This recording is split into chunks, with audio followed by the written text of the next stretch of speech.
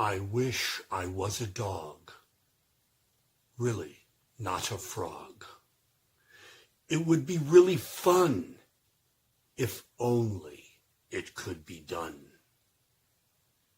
I know dogs like to chase cats, but I am already good at that. I also know that dogs like trees, but that's not really right for me. I wish I was a dog.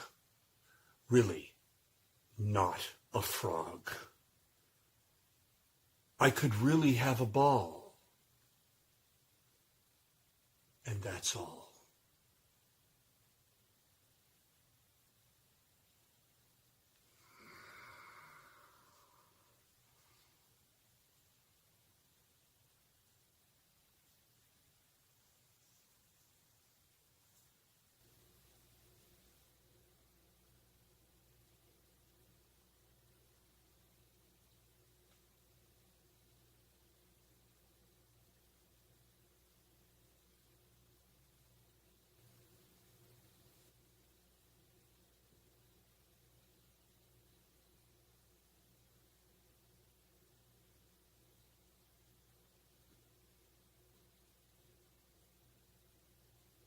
That's it.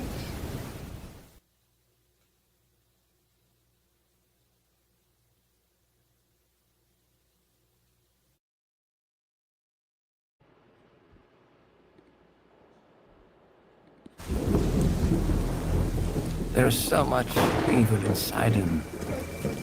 Okay, back inside, everyone. Let's go, Myers. Fueled by his rage, I shudder to think what he might be capable of. Since when do they let them wander around?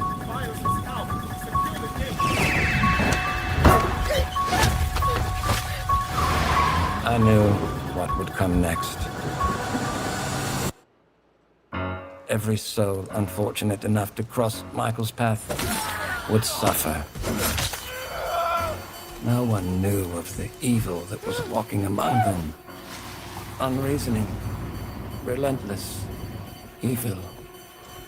But sometimes I think the truth was something much more terrible.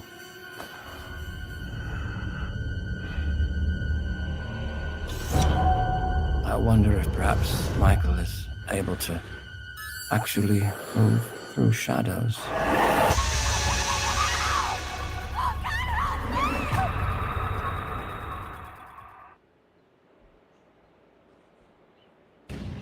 Tomorrow night, you will enter the childhood home of our most brutal mass murderer.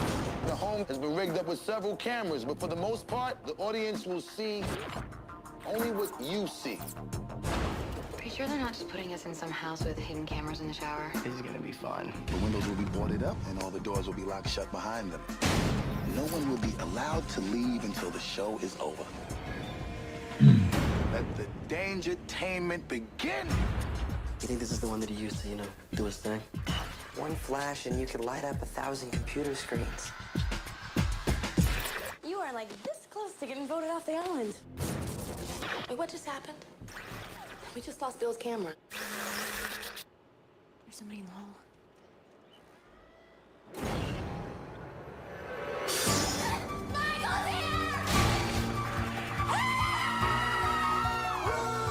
Somebody please help us. Hello, Michael. I knew you'd come sooner or later. What took you so long? Trick or treat, mother...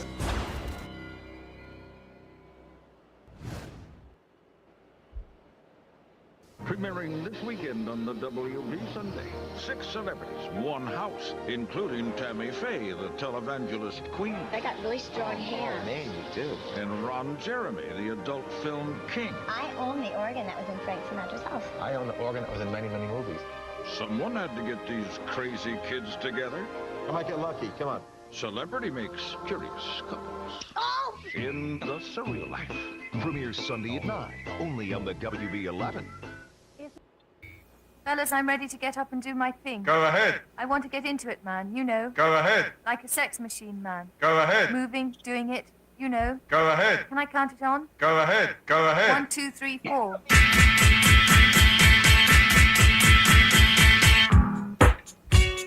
Get up. Get on up. Get up. Get on up. Stay on the scene. Get on up. Like a sex machine. Get on up. Get up. Get on up. Get up. Get on up. Stay on the scene. Get on up. Like a sex machine. Get on up. Wait a minute. Shake your arm. Then use your charm. Stay on the scene. Like a sex machine. You've got to have the feeling. Short your bone. Get it together.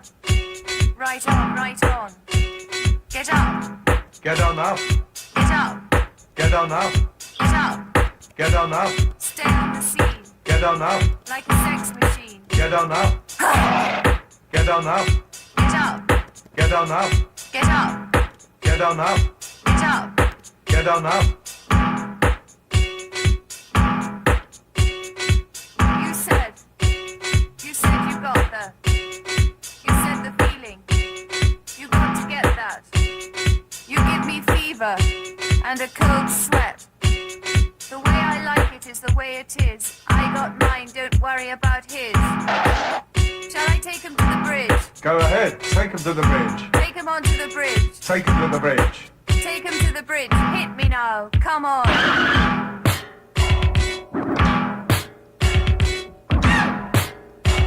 Get up. Get on up. Come on now. Go ahead. Stay on the scene. Like a sex machine. The way I like it is the way it is. I got mine. He got his. Go ahead.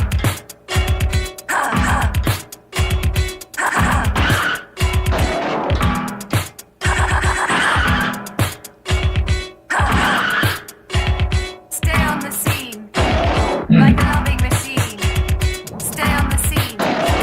Like a loving machine. You can feel that emotion. A machine is a machine. I got mine. Ha. Ha ha. Ha ha ha ha. Ha ha. Ha ha ha ha. Ha ha. Ha. I want to count it off one more time now. Go ahead. You want to hear it like you did on the car bellows? Hear it like you did on the top?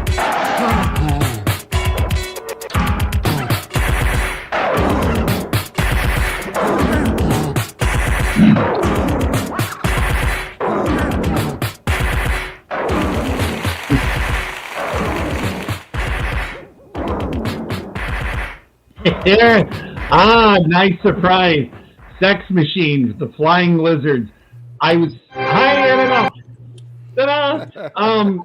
gotta tell you, the first flying lizard song I ever heard was their cover of Money, That's What I Want. And I remember I was still in high school. That's one we should play sometime. And then I bought that album, and I loved how weird and strange the music was. That really, I got into it. And the other one that we should play sometime is their cover of Dizzy Miss Lizzy. But that was, of course, a cover of the James Brown song, Sex Machine. And also there's a mashup of Sex Machine and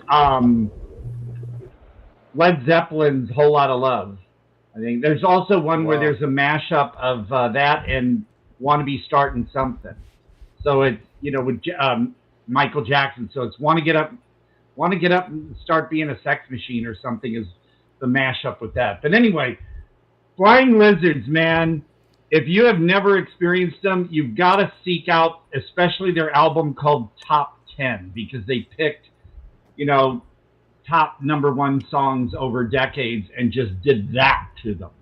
And that's where that song Sex Machine came from, that album. Welcome to the Todd Jaeger experience. I, of course, am Todd Quality Jaeger. I'll just start over here. We got... Oh, I got dark over here. Oh my God, it's getting dark. I know, it's like, I might disappear. There might be a cloud might take me right away right now. Oh my God. Oh, there you are. Okay. I'm breaking it up. And then I guess am I pointing to the correct corner right here for... That is Mr. Jack. Oh. Captain okay, Jack. well, that's Jack. And then this is... NFL. I also wanted to, I have my little notes. I also wanted to touch upon,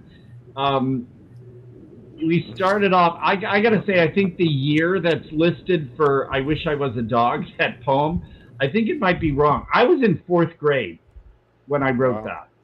And I'm trying to think, I have 1974 on there, but I think it might have been a 1973 actually or something, or 2. I was in 4th grade. Oh, well, I'm not going to go back and re-edit and change that now. And that's the real life thing. Oh, my God. I never watched that show. I had forgotten about that, but, oh, man. Well, today's topic made the movies today we're doing. Yes, I started catching on to your little theme there. But Tammy Faye, I wouldn't say I met her, but I was in a McDonald's in Palm Desert, and she was standing in front of me in line, and she was wearing her capri pants. They were like a light blue-green color, and she had her hair. And I remember she said to the gal behind the counter, I can't do her accent, but I'm just going to try. It's like, hun, on your milkshakes, are they thick or are they foamy? I can't remember what the counter person said, but I just thought that was fun. So there I am standing right behind Tammy Faye. It was crazy because her and her husband, is that Gandalf in the top right? Well, maybe Gandalf adjacent. Sorry, my voice. I talked so much last night at work with the customers coming through that my voice is still shot. But Gandalf is awesome, though. There are worse things to be compared to Gandalf. Well, no, here's the thing. Gandalf is fine. I love Ian. It's just that nowadays, being compared to anything that's related to J.K. Rowling is kind of... That's not... No. Iffy. Separate. You think it's separate? Guy. Gandalf is Lord of the Rings. Oh, wait, no, Lord of the Rings. You're right. My God. I am so sorry. Day and night, forward into the future and deep into the past. No. You're correct. So the viewer... Todd is Lord of the Rings, too. Not Gandalf, but what's the guy from... Dumbledore. Yeah, that's the one. That's who I was thinking of. So thank you to the viewer. No, you're correct. I was thinking of Dumbledore guy. Thank you. So yeah, Gandalf all the way. I'm fine with that. My Little Eye. Yeah, Dean's a big fan of My Little Eye. So this is another thing I was getting to is I noticed you had Halloween Resurrection. Whose banner in the top left? That's a first. Really? Okay. But yeah, I'll accept Gandalf. Thank you. That's a good compliment. But Halloween Resurrection is a movie I refused to see. You've never seen it, Todd, at all? No. No, I refused to see it. And some say, but Todd, you never know if you don't watch it. Okay, so basically, after Halloween, I thought Halloween 2, as exploitive as it got with the gore and some tits, I was like, okay, Halloween 2 was still exciting. Halloween 3 I don't count because it has nothing to do with Michael Myers, but Halloween 3, of course, is a classic. I loved it when I first saw it, so I was ahead of the game on that. But Halloween 4, Halloween 5, whatever 6 was, whatever 7 was, Halloween H20, or H20. I refuse to say H2O because it's not an O. And I refuse to watch those. And the Blumhouse trilogy, Jamie Lee Curtis recently said that if she would have known that they were going to make 2 more after the one in 2017, she wouldn't have done them because they changed the ending for the one in 2017 because they owe money, so we're going to make 2 more. But this, I couldn't even know. And basically the reason you showed that trailer, yes, is because today's theme of Kolobos and My Little Eye basically deals with sort of reality television or reality web series. But I think, was it The Real World, did start pretty early. But this film, Kolobos, was from 1999. It came before the wave of reality TV. So, and this one, no matter what you think of it, was ahead of the game. And then this was 1999, and then of course 2002, My Little Eye, which I loved when I saw this on DVD. I think it was like either Circuit City or Best Buy, and I was like, "Ooh, what's this?" And I grabbed it, loved it. And then of course the same year as My Little Eye, you had Halloween Resurrection. When I was a kid, when I was easy, when you're easy to please. There were movies that I thought when I first saw them, oh, wow, and then later went, oh, what was I thinking? But most films I was not impressed with and still not impressed with. And 1 or 2 maybe later I kind of gave in and thought, oh, okay. But these two this was ahead of the game. This one came a close second, and then you had Halloween Resurrection, No Way. But we'll get into those in a bit. So more flying lizards, please. I was actually looking for there's a video you suggested a while ago. It was something about somebody's boyfriend or something boyfriend. Oh yeah, The Devil Lives in My Husband's Body by Pulsalama. That is Ann Magnuson, the actress Ann Magnuson. That was her group. Okay. And the sad thing about that video is the only way you can see and hear that video on YouTube is a censored version. They cut the word Tourette's out of it. Wow. Because the whole idea of the song is everyone thinks her husband is possessed and she hires the witch next door to do something, but then they find out, she goes, oh no, the doctor says your husband has, and then they silence it on YouTube. And then all the comments, everybody's like, why did they silence the word Tourette? I don't know. It's I can imagine those comments, like people. Well, yeah, people were pissed off. Yeah, right. I mean, the song is humorous, but it's not so much like focusing on Tourette's and making fun of it. They're making fun of the misconception or the understanding they thought he was possessed. It's a fun video. It's a great song. I have the 12-inch single of that. And it's a rarity. And yeah, so you said that you couldn't find it or you weren't able to play it?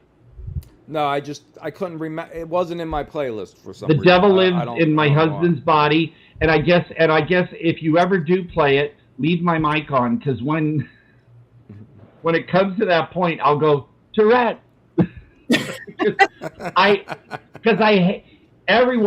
I looked high and low for the uncensored, and I don't know if it was YouTube did it, but everyone, like a dozen different people posted that video, and it's all the same censored version. So it's sort of like, and I don't think Pulsalama or whoever's responsible for the video censored it.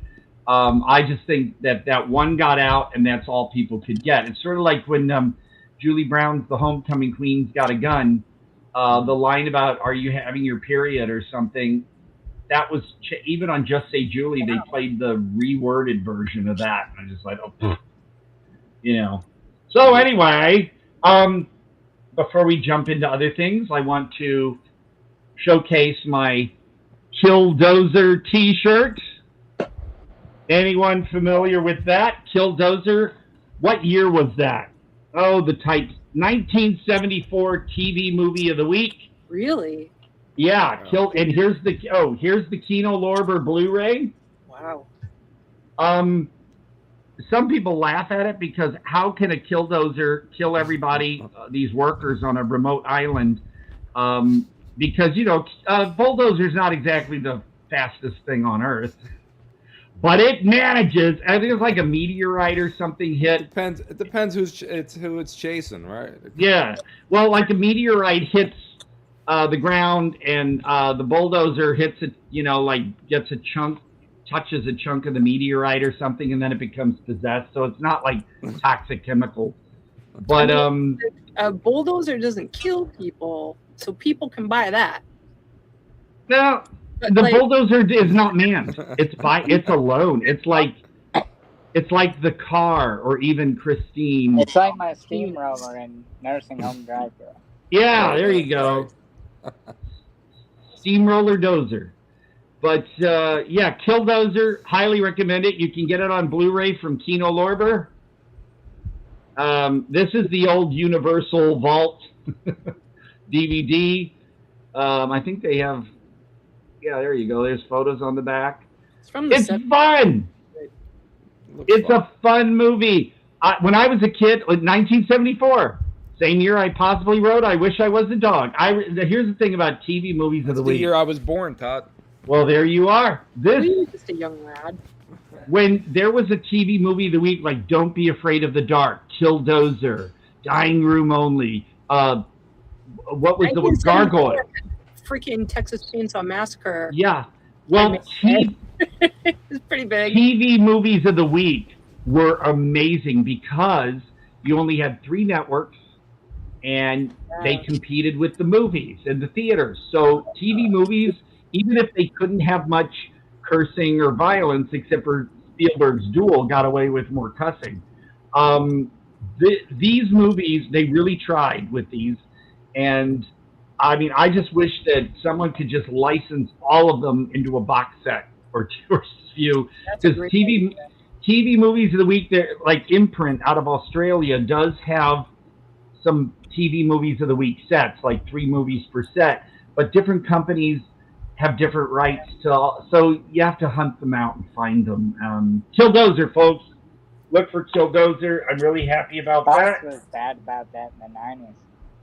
Yeah, but see, after cable came into existence, so TV movies of the week kind of waned into the mid 80s because you had cable, so networks didn't, I don't know. But other than that, so I'm going to mention that today I may be exiting early. Yes, because I know. I'm sorry. Oh, by the way, one quick thing. How early? I'm wearing socks today too. What? Look at that, bare leg, folks. Woo! The reason I'm slightly prepared to partially dressed is because last was a week ago or something, Ryan Harrison, director of Ninja Badass, it's amazing, contacted me and said, hey, I'd like to talk to you about a role. And I'm like, okay. So I'm not going to reveal the title because the title he mentioned and the title on the script I read are different. Mm-hmm. And I can't really tell you what the movie's about, but he contacted me and then he said several days ago, he's coming down from LA to Palm Springs or in my area today. He's bringing his mom. Now in Ninja Badass, she's the one who played the beauty queen. Is wonderful. His mom is a hoot. She is a hoot, and she was one of the producers. And so they're coming down. I think we're going to eat it at Emperor Buffet because he said, Ninja Badass. People haven't seen Ninja Badass. That movie is so fucking crazy and hilarious. It's What I Anybody got. who likes this show, please find Ninja Badass. This is the screener. The thing about this movie is too. I know some reviews have said, "Well, it's too long." At like what 110 minutes, it's like nearly 2 hours. But you know, the more of it, the more I wanted. I don't care that it's almost 2 hours. I never was bored 1 second. Every shot, every scene is frenetic and funny. There's a line in every moment. There's visual effects in every scene. It's just, this movie is the best. And so, Chris, you have that photo? Oh, I know which photo. I was waiting. The photo of us from Screenfest. Well, get it up when you I'm can. gonna find a YouTube video he's in for a commercial. It's adorable. A real commercial or? Commercial. It's adorable. Oh no, that's not it. Oh, there we are. I feel so weird because feel like I'm so much more in front, which You're was glamorous. intentional. Look at you, looking glamorous. That in front, but they weren't. Yeah, and that's all right. And so yeah, there's Ryan with the hair. When we did a video call last week, his hair, he had his hair pulled back, and you think, oh, it'd be flat. He undid the thing and just did this, and his hair just stands up. I don't know how he does it. His hair has a super strength. It's and he's a funny guy. He's so cool. And there he is with his Ninja Badass T-shirt. That was at the Once and Future Smash premiere at Screenfest in LA. God, I'm so tall. My head is like, look at my head compared to everybody. Look how floofy your beard is. I know, but my You're head. a big guy. Look at how tall you are compared to everybody. I've got such a noggin on me. But yeah, and there's the hippie dick shirt. But I don't know. I do wind up being taller than everybody apparently. But my head, there's a photo of me with actor Michael Biehn, the guy from Terminator, and my head his head is like this compared. He's Michael Biehn. I know, but my head was just like, it was so, CinemaScope. It was just amazing. But anyway. I think that's just in your head, Todd. People who are in cinema tend to have bigger heads. Well, but mine's bigger than anybody, so I don't know what that says. Well, that's because you have so many movies. Big heads. But Ninja Badass, guys. They truly do. I mean that physically. They truly have, physically larger heads. Well, but like you said, sometime, Chris, dig up, you have all those photos of me with celebrities. Put up the one with Michael Biehn where my face is all red. I had rosacea supreme during that photo. And but it's just, everybody's heads are like this. And my beard, there's some photos of me with Mike Caravella recently at Contact in the Desert and stuff. When I look at it, my beard is freaking bigger than Mike's head, and I'm like, what the hell?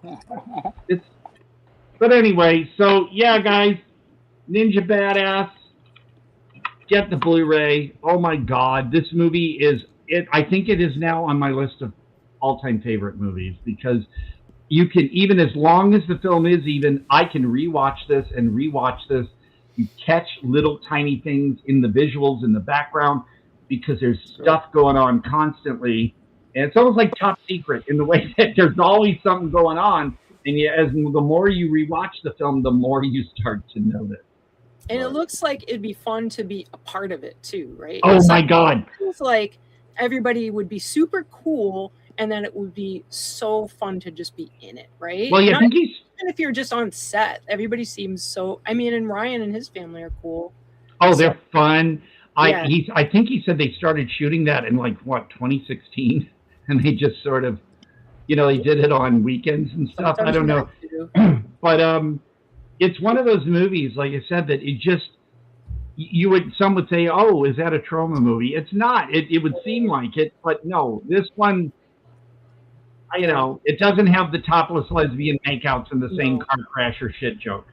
And honestly, I mean, no shade at trauma, but it is much funnier. It is.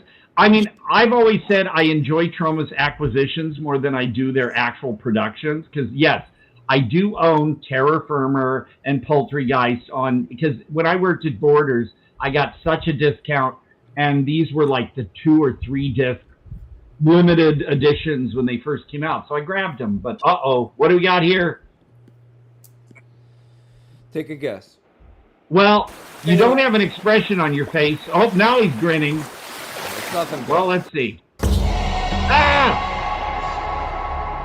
Of course.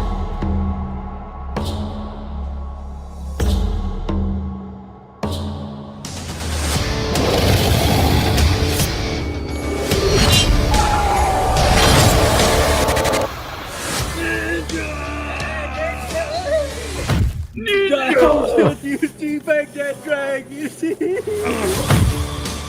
a ninja now. Don't take shit from nobody. Big Twitty, where'd you take that girl? He's got a cannibal ninja death cult. He gains power every time he eats something purty or cute. I want to save that girl. So I like girls who are really hot. Sweet. They're going to do a slow burn across the state of Indiana, culminating in a female sacrifice. Here. You should stay here. This is ninja business. You ain't a ninja, right? What? You don't have stealth. I'm a fucking ninja, motherfucker. You can't fight. You can't shoot straight. You can't even listen to a beautiful woman's problem. I can do all that.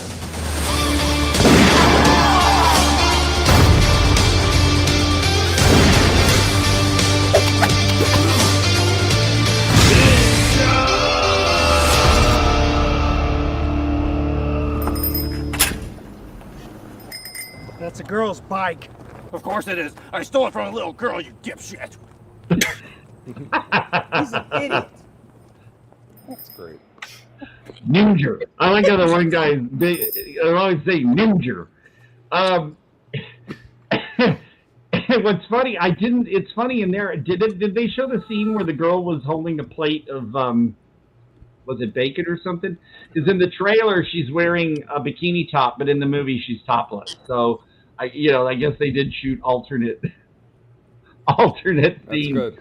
And but no, and again, even with some of the nudity and stuff in there, it's equal opportunity nudity. Yes, he's got a little bit of female nudity, but he, Ryan himself is shameless.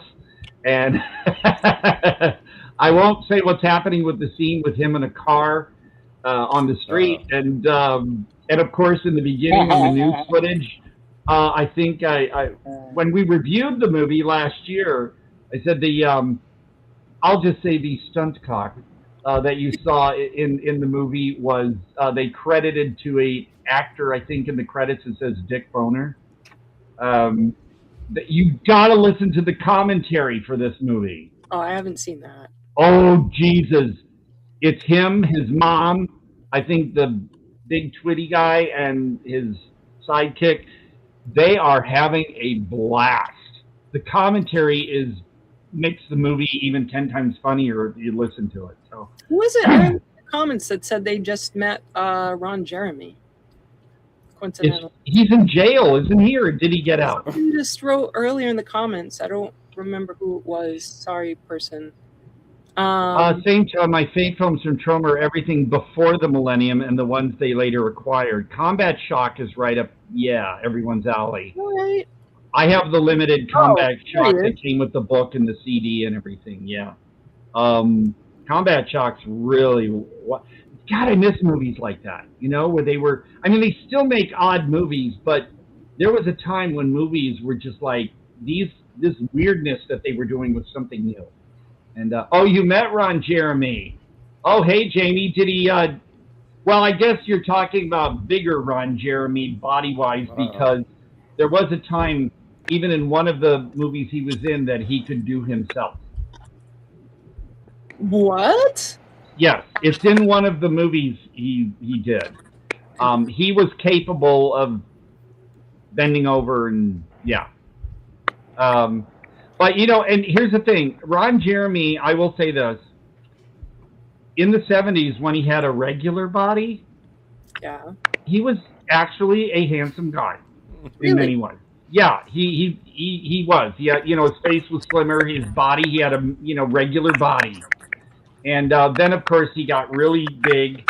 No pun intended. He got really big, and there was one movie. There was a spoof of Saw, in which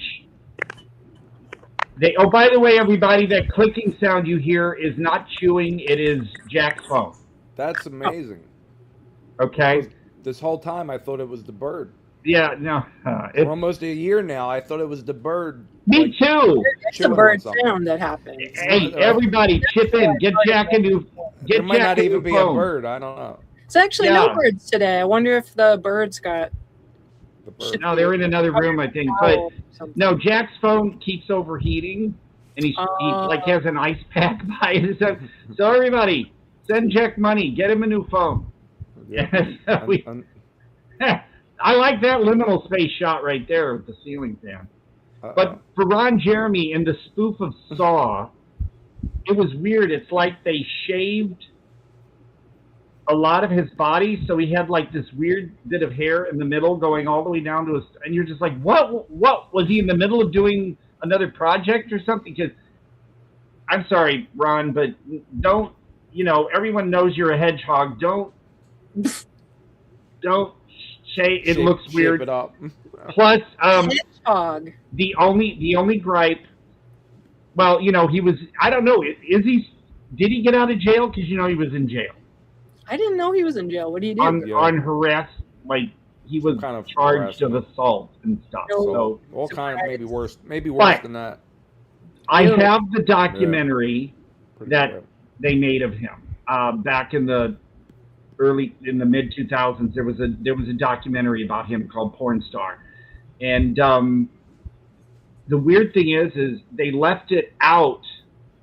They have it in deleted scenes, but I think this was important. They should have left it in. He has narcolepsy, so there was actually scenes of him driving on the freeway and veering off. Oh my God! And they deleted those scenes and put them in the extras. And I was like, I think that was important that he should have left that in. But here's my gripe about Ron Jeremy. Okay, he would get himself regularly. So yeah, he would get himself tested regularly for HIV. Yes. And there are scenes of him at the clinic getting his blood drawn.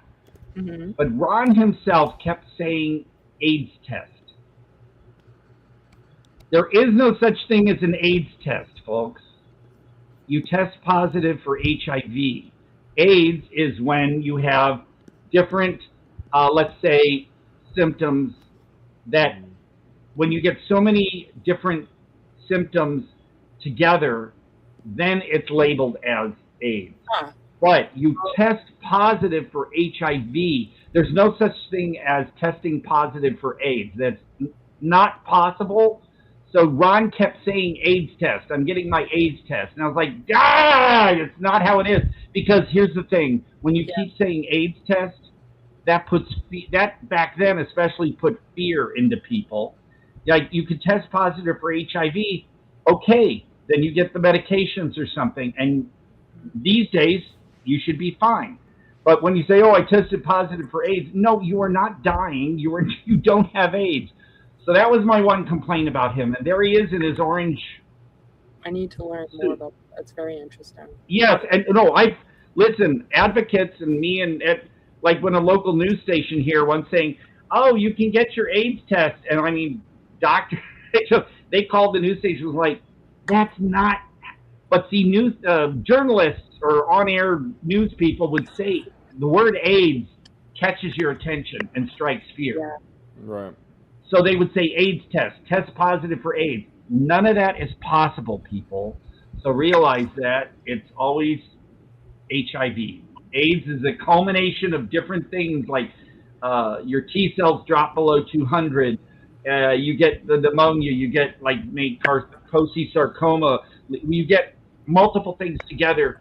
Then they label it AIDS. But right. okay, So that's you my wouldn't test. You would test. You would be HIV positive, but you would never you would say somebody is HIV positive. They wouldn't say they had they tested positive for AIDS. No, you say you test positive for HIV. Right. Just because you test positive for HIV does not mean you're ever going to get AIDS, as long as you get the treatment. Okay, that was my thought, was that, but there wasn't always a treatment. So No. Back in the mid-'80s, they were doing clinical trials. There was a drug called AZT, which turned out to be toxic.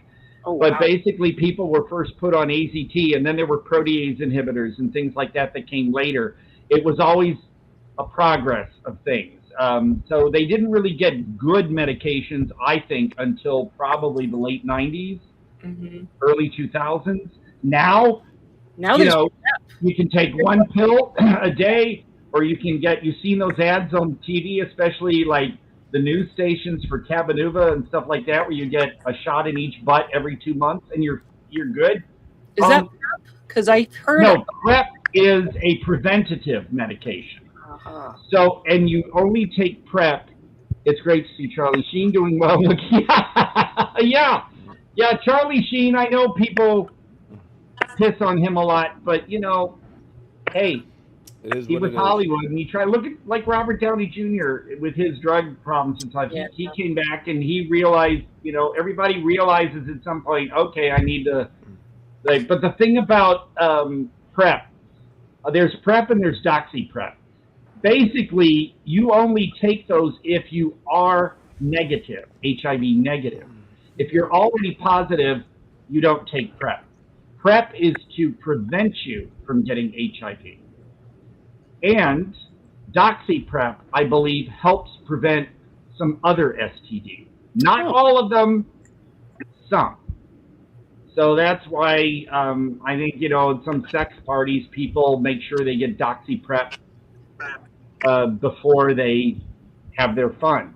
But yeah, but this does not give you a license to go out and be careless, you know, because I'm going to use the term, like I tried one of those grinder type things. I'm not going to mention the other site's name because everybody's then going to go check into it. But everybody on there was like, bareback only. Bareback only. Yes. That seems unfair. And so they take PrEP or doxyprep and they think, well, now I'm going to bareback. I don't have to, you know, use protection or anything.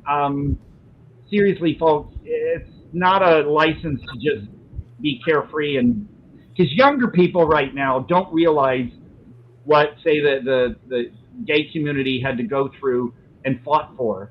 And right now, a lot of younger people just take it for granted, and now they got doxyprep and PrEP.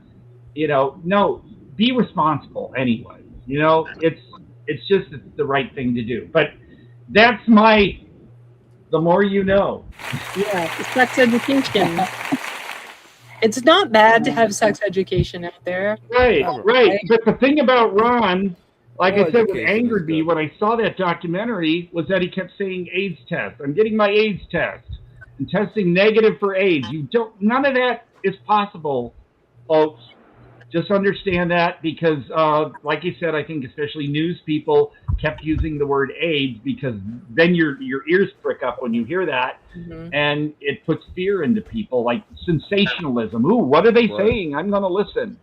No, it was all sensationalism. So, well, you know. yeah, I remember. I mean, when it really started to blow up, like again, I think it was all over the news in the 80s and throughout the 80s. But when Magic Johnson announced, when Magic Johnson announced it, right, Rock Hudson first. But for me, when Magic Johnson did it, it was like that's when it became like. And people thought, oh, he must have had sex with men.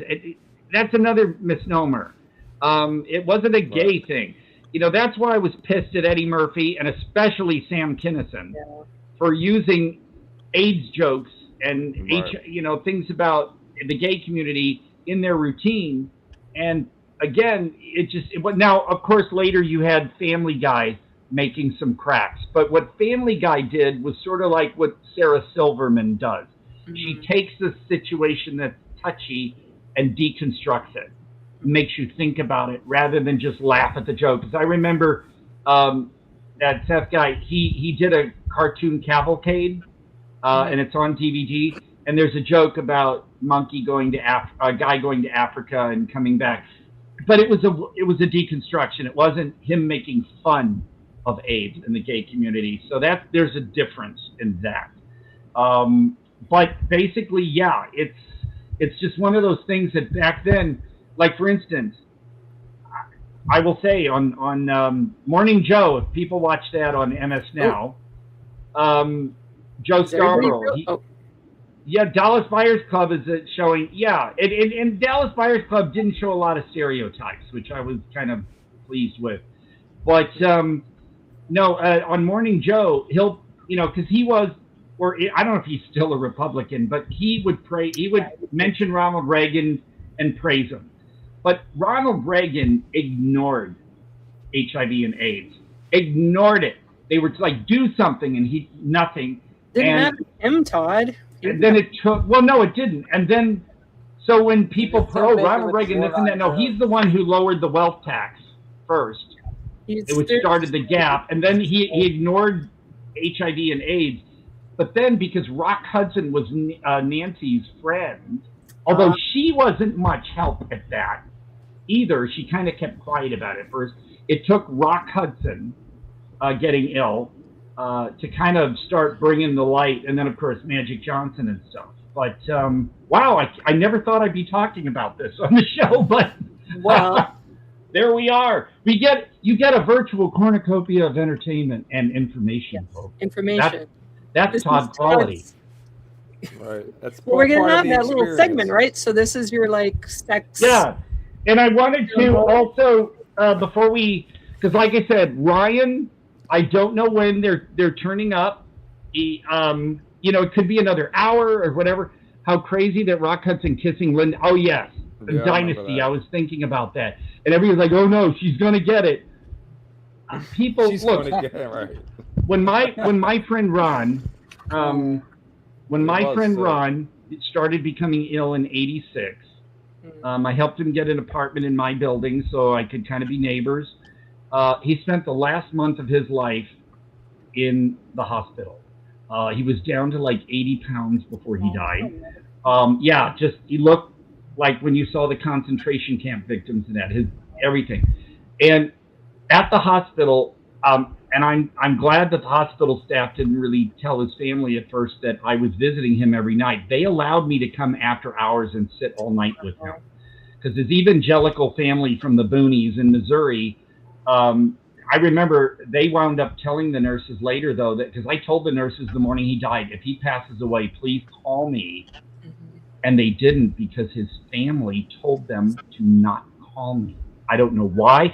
These are so-called Christians, right? Yeah. So anyway, his legs, because they were like bones, they would hurt really bad. So he would ask me to just kind of rub his legs. And I did it without gloves. I knew then that it wasn't transferable by just touching or breathing the same air. Like I remember the Trinity Broadcasting Network had some doctor on saying, if you're in the same room with someone with AIDS, you don't want to breathe their air. Yeah, that's, like I said, again, good Christian. So, but I would see in the door for the hospital. Yeah. Well, TBN is the, gold leaf painted.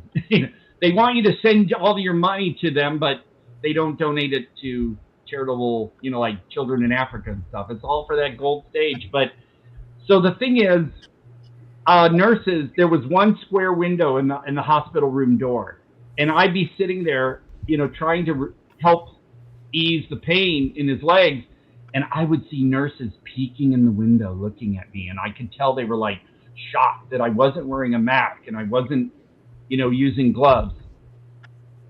I'm still here.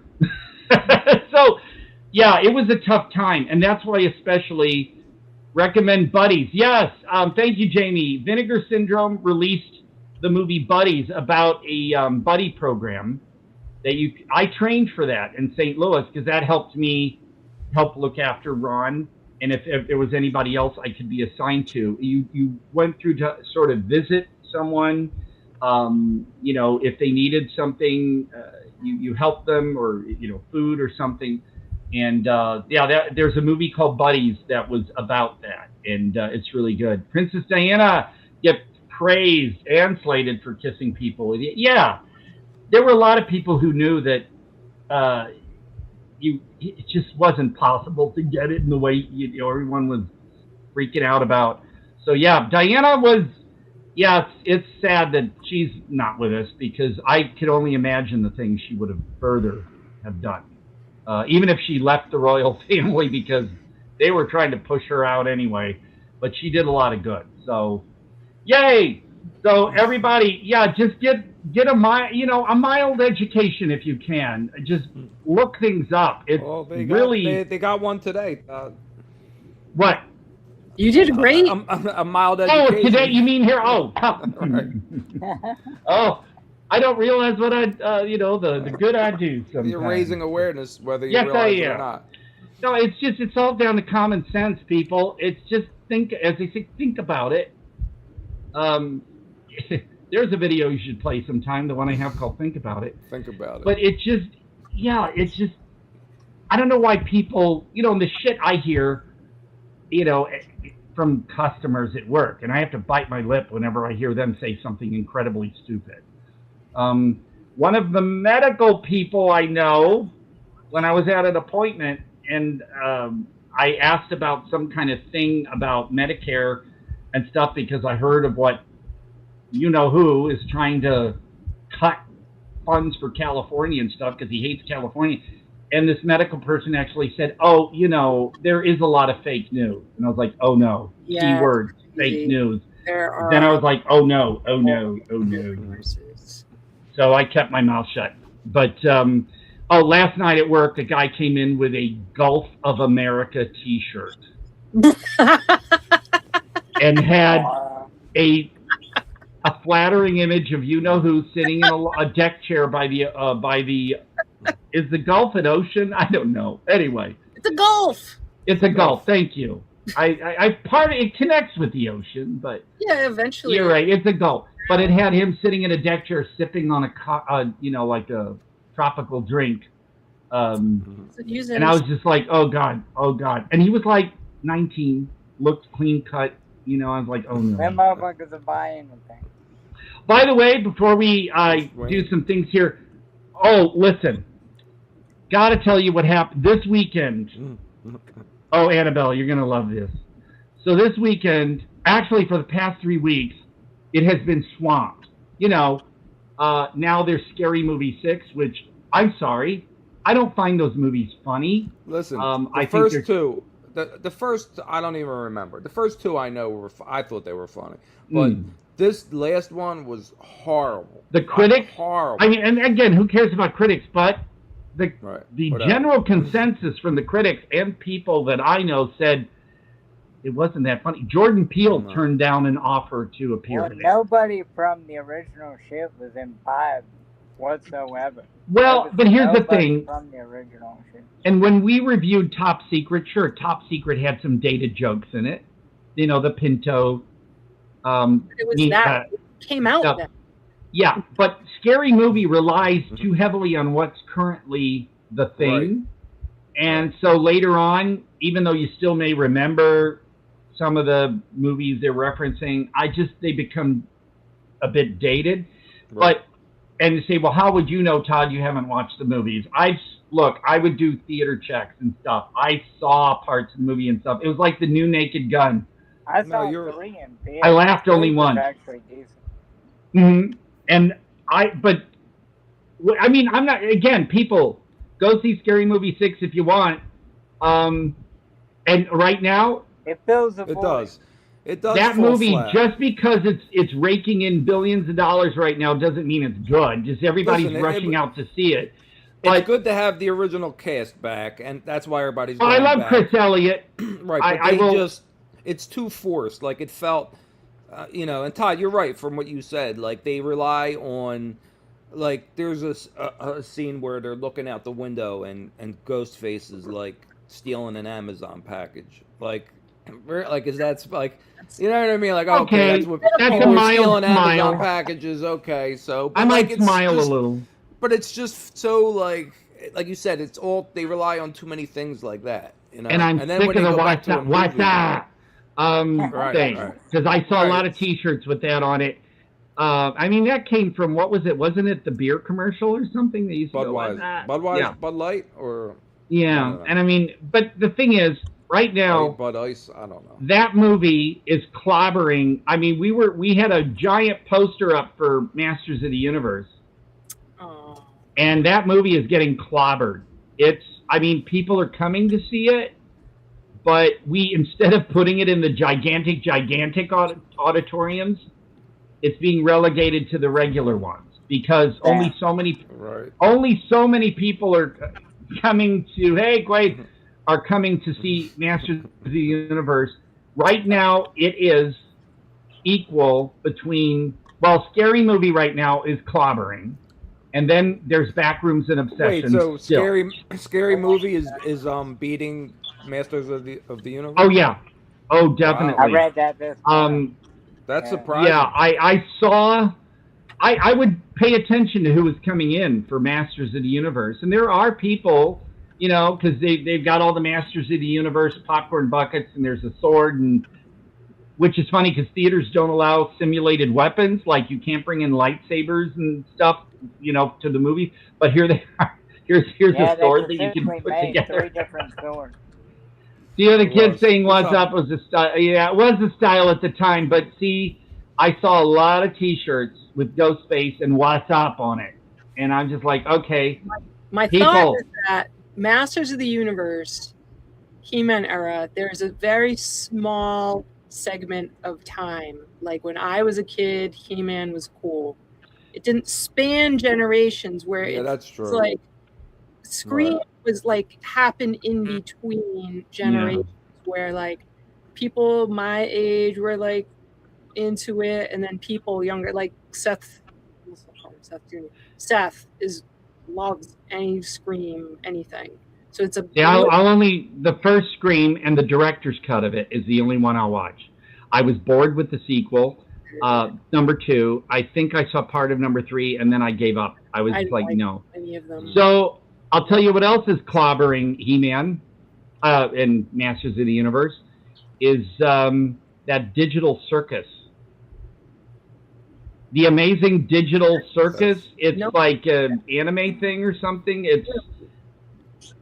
I never heard of it, and yet people, adults, children, all dressing up in the outfits and stuff. Well, that's good. Look up the Amazing Digital Circus, and you'd be like, huh? But more people came to see that. We had, shows for that all the way up until 11:30 at night. And that's the He-Man Masters is getting clobbered, basically. Wow. So is Paul Rudd's movie Power Ballad. Only handful of people. I didn't even know Paul Rudd had a movie. Yeah, it's called Power Ballad. That one's new. It's got critical raves, but you know, hardly anyone's coming. Also, that comedian's movie, The Breadwinner, that Nick, what's his name or something. He that one got clobbered. What do we got?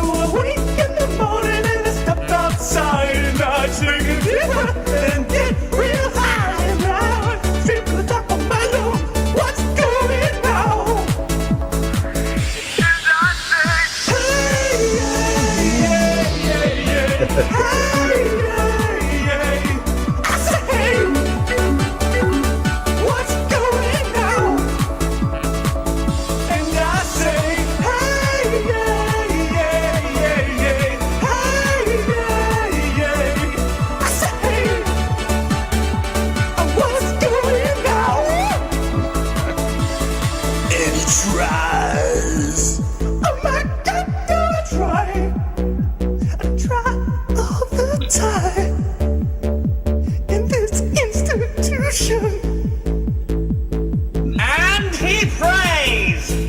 Oh my God!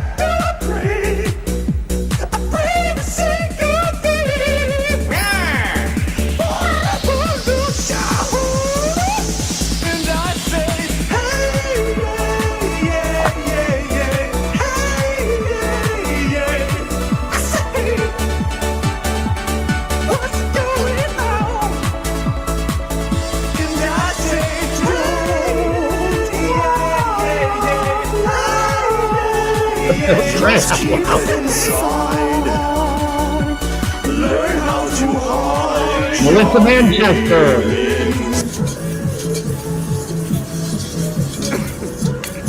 You know, if you like that, there's a 10-hour loop. There is. I saw that. Did you want me to play that one, Todd? No, thank you. Also, I believe they took the instrumental, the dub version. There's actually a dance version of What's Going On done by DJ Miko. I have the CD single. It's a different person singing the song of a woman, but it's, I think it's a woman singing it. But look up DJ Miko, Miko, and it's What's Going On, and there's a dance. I think they used the music from that for this one. But yeah, I remember they used to play the dance thing in the clubs. And there's a faster DJ in the club. Well, yeah, but I mean, the Four Non-Blondes thing, was a very slow, song. But the dance for the music you heard in that video, I think, is the DJ Miko track without the vocals, and then this person added their own. And of course, they used the Melissa Manchester song "Don't Cry Out Loud" in the ending there. See, that was like an acid flashback when they started doing those lyrics. But no. So the thing is, yeah, whether you like Masters of the Universe or not, see it now, because I'm not sure how long. I don't know if it's. I mean, people came out saying they really loved it. Really? Yeah. Other people, are kind of meh. Like you said, like Annabelle said, it's it's not as broad of an audience as He-Man. But the people who do like that show and from that time have said that it's. One critic said it relied too heavily on nostalgia. Right. Very heavy. I don't know. He-Man, most typical action figures to collect. It's fucking He-Man. No shit. Yeah, I know. He's He-Man. So I don't know if people are trying to like poo-poo. Some people do. They say things to sort of quell the popularity. And if you like Masters and He-Man, go see it. Yeah, don't let people downing it. I'm just saying for Scary Movie 6, I have no intention. People are like, oh, did you see it? I'm like, that series is not my thing. I don't want to just sit there and just not laugh. And plus, seeing it if I saw it with an audience and people aren't laughing much, then it could be kind of embarrassing to sit there a little bit. But no, see for yourself, folks. I don't know. I won't see it. It's not my thing. I don't think that, because I saw bits of like the first two films, checking in on theaters, and I was just like, oh, this is trying too hard. Did you see Backrooms? What's Backrooms? I have not seen Backrooms yet because I want to see it. Yes, I enjoyed the web series. I first saw that one about 4 years ago or something. Started noticing it, but she were fun. Yep.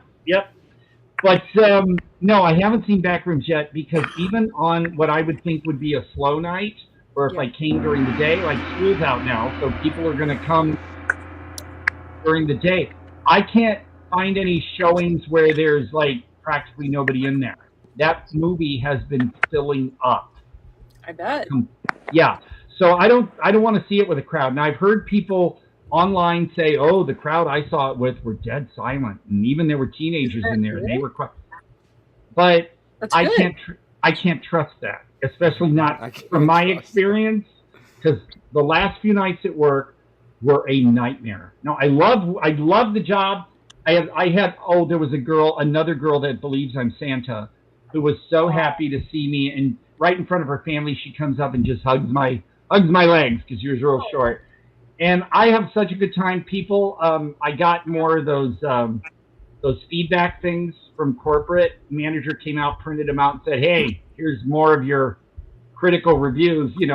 That's wonderful. So I have fun. I joke with customers. I recommend stuff, but there are some, and I kid you not, just sitting there and watching people come in the door and coming from concessions, just this, Thursday night for a solid 7 hours, even though I had a break in there. there was a line at concessions, just a full line. I was like looking at my watch going, it's not stopping. And that was Thursday. And I was there on Wednesday. By the way, it was out in theaters the past week, a new Indian Bollywood called Petty. And I saw that Wednesday night, and there was a large from the Indian, and I mean Indian, not Native American community, watching it with me, and it was great. But it was a Wednesday night, and yet the theater was jam-packed with people in general. So Backrooms, Obsession, Scary Movie 6 are pulling everyone in. Michael did very well yesterday. A lot of people came in to see Michael, so that's still doing all right. But it's just nonstop people. And I mean, that's good, showing good, people right. go I to was the gonna movies say. and they're buying food. But here's what I was going to get into, and this one's for Annabelle. So, Friday night, I haven't seen Backrooms, but I love that it's getting so much praise. Yeah. Can I say one thing about Backrooms before? I would love to go into this quote. Because Kane Parsons, the filmmaker, I saw this article. So much integrity in this man. Not that anybody has to He's do a smart guy. requirements to do it, but I'm so blown away. It's just, I don't think this guy's got money. It's from He will now.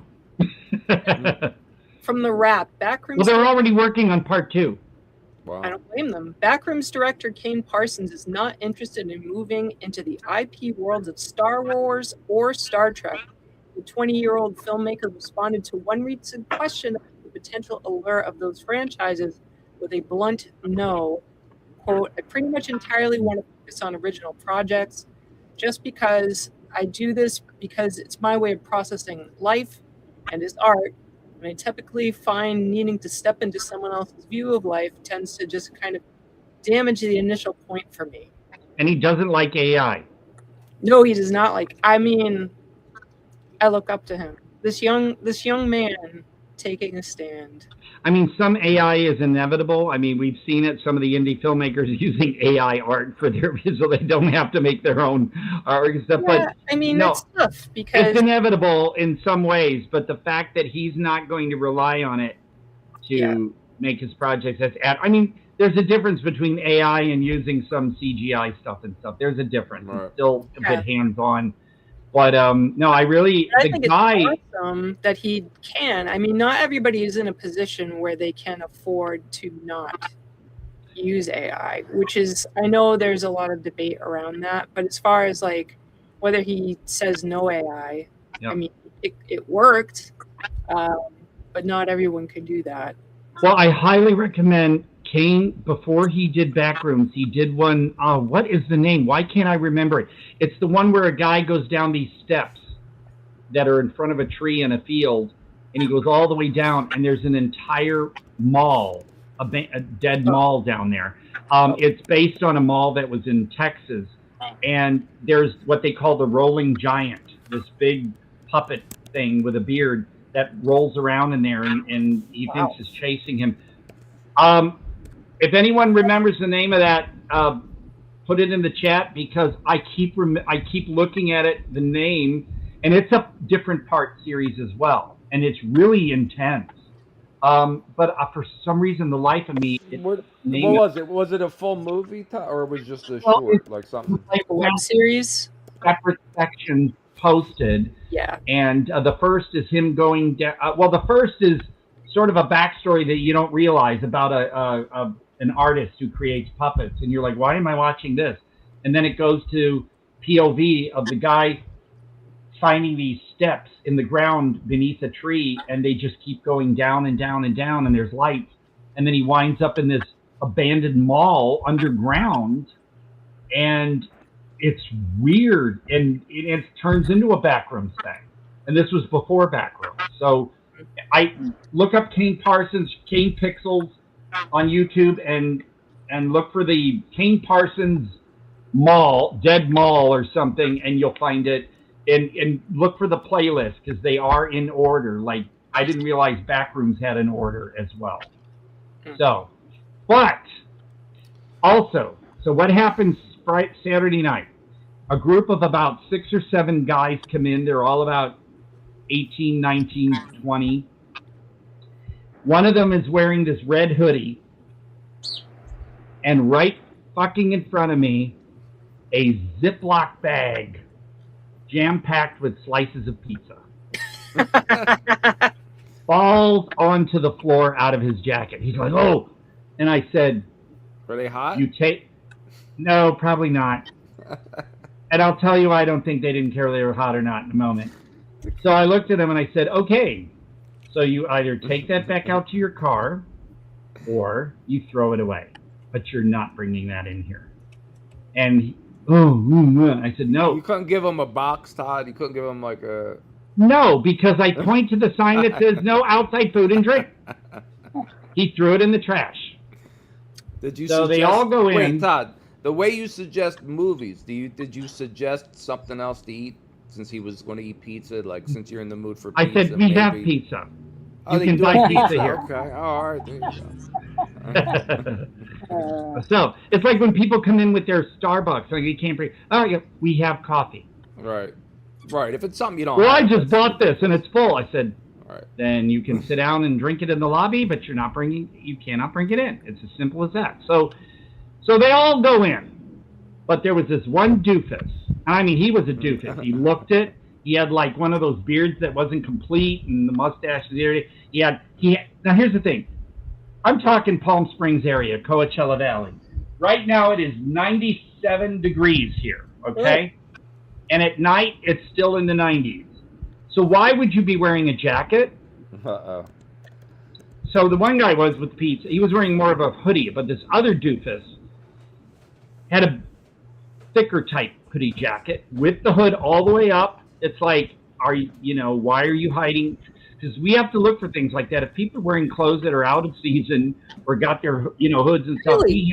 we have to pay attention to that. So Is that like an actual thing or something that you realized? no, we're trained in the thing. If you see something that doesn't look right, it might not be right, because if they're wearing, they're wearing coats in the middle of. Does get cold in theaters as a person who gets Right, cold. but when you're in the lobby and you just came in from outside and you're already dressed like that, in the heat and stuff, a lot of people bring blankets. That's fine, and we sell blankets. But this guy came back out of the auditorium. I'm fortunately standing near the entrance to that auditorium in my area. And he comes walking out, and I'm watching him. He's got his hands in his pockets, and he's looking in that trash can. For the pizza? And I thought, no. Sure enough, he reaches into the trash can. And mind you, people threw stuff in that trash can after that pizza was thrown in there. And he pulls out the bag. And I looked right at him, and I said, ew, for one thing, but you leave that in there. You are not taking that in. And he just looks at me, and he starts walking towards me. He should have just ate it real fast. Why didn't he just eat it?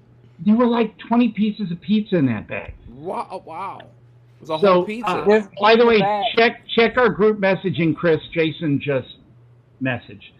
So he starts walking like he's going to walk around me, like he's ignoring me. And I kind of moved, and I didn't get near him.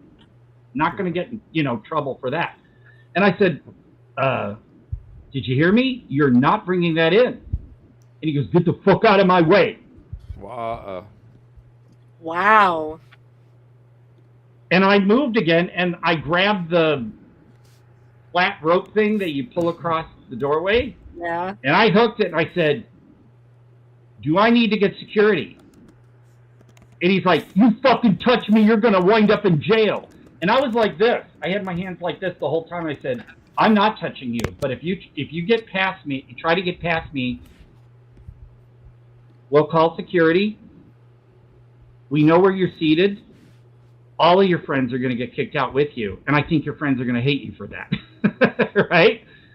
And he's like, and I said, seriously. And I kind of went over, manager, and he threw it in the trash can. He goes, you motherfucker, he's cussing at me. And I was just like, I unhooked the rope, and I said, keep it up. In 5 minutes, you're all out of here. And he just went in. And that was it. And I mean, I wasn't like, right. You know, I'm civil. I'm just like, I was calm. I was like, no, Yeah, you're not. You're not bringing And it some in, would say, that's oh, Todd, why didn't you just let it go? Well, policies, man. And when people do that, and like if someone says, oh, just let me in this time, or like, then you'll come back and say, well, and I have people go, oh, they let me last time. Or I brought them in before. And I go, well, that doesn't mean you can. The sign clearly states. And so I had stuff like that happen. And I had a woman who was pissed off that I wouldn't let her group of about 9 kids go in to see Backrooms without her. And she was like, well, this is ridiculous. I'm giving them my consent. I said, it's not up to you. The MPA and the company states under 17 requires accompanying. She goes, well, I'm accompanying them. They can go in. I'm like, and I called my second in command, and he goes, ma'am, accompanying means you have to watch the movie with them, the entire movie. Well, I want to see it. Well, then they can't see it either. And she said, well, this policy, and I told her, I said, this policy, this rated R policy has been in effect since like 1970. So if you're a parent and you don't realize that after 56 years, you know, and it's astounding too how some parents don't care that their little children will go in to see something like Obsession. But I mean, I have no say. I'm not, going to tell parents what to do. That's not my thing. But there's policies, folks. Plus, people don't realize this, but I don't know who they are, but they send around people, like say you work at an ARCO and someone AMPM and someone comes in and tries to buy beer. They send young people around, or people who look young, and try to see if you're going to sell them alcohol. Well, they do that to theaters. And I remember like almost 20 years ago on the local news, 2 theaters are fined for violating R-rated policy. They send people around to theaters to see if theaters follow the R-rating policy. The one time Todd will let some kid in to see an R-rated movie, you'll have him on the news. I would get fired. I would get fired, and the theater would be fined like $10,000. They pulled the old 3 midget insurance code. So, folks, if you think I'm being a theater Nazi, like a soup Nazi or something, I have to do my job. So when we would be joking before, remember the past, you guys would say, well, I'm gonna go to the movies and I'm gonna sneak this past you, Todd. When you would joke about that. Well, oh yeah, because I totally could. Yeah. 100%. Well, hey, if you've got you've got challenge. a coat or a purse or something, and I don't see what's in it, what can I do? Right. Right. I thought there's other ways to steal things. Well, here's the thing. Don't teach anybody, Annabelle. Don't teach. But there was a guy last night. Okay, I'll go for one more and then. And then gong. And then gong. Break. Oh yeah, we didn't do a break, but I'm going to do one more. I'm going to bang a real gong on the screen. Right. Okay. Well, we were just so into it. But here's one more. Last night, a guy comes in, and, well, he's with a group of people. Then he comes out, and he sees that the line is 10 miles long. So he goes outside. He comes back with a cup of ice cream and some kind of frappy drink. And I said, sir, I'm sorry, but you can't bring that in here. That's outside food. And he looked. I said, no, I'm sorry. And he turns around and walks away. Box office says, Todd, please check when the guy comes back through. I was like, oh. So here comes the guy again, and he did get back in line to come through me, another different line. But he had fished an empty popcorn tub out of a trash can. Gross, right? Put his food Put his ice cream and his drink in it and was holding it. And because the person said, he tilted it, I saw it in there. Plus, she said, he didn't have a popcorn tub before. So he fished it out of a trash can. And I just said, sir, that's pitiful. I know you put your food in that tub. You are not bringing that in. I'm sorry. And his face was like murder. And then he turns around. Yeah, and then about a good 10 minutes later or so, he comes back and his hands are empty. So I let him in. But There you go. So you want to do a little break, and then we'll do a. You want to do a break? Yeah. We could have got away Okay. with one of those popcorn. Todd doesn't want to stop. Don't blame me for going over on that. We were all involved. You were mostly. Yes, Annabelle. Todd, when do you need to leave? Because we want you to be. Yeah, that's right. There. Yeah. No, what I'll say is, I'll say, oh, Ryan says he's 15 minutes away, and then I will say my goodbyes. And he's going to surprise us. All right. No, I'm just going to say, fuck right, you guys, take over. Exactly. That's all right. That's all good. We'll adapt. All right. Well, We're surprise good. us with something, I guess, and we'll be back after this short break. Thank you, folks.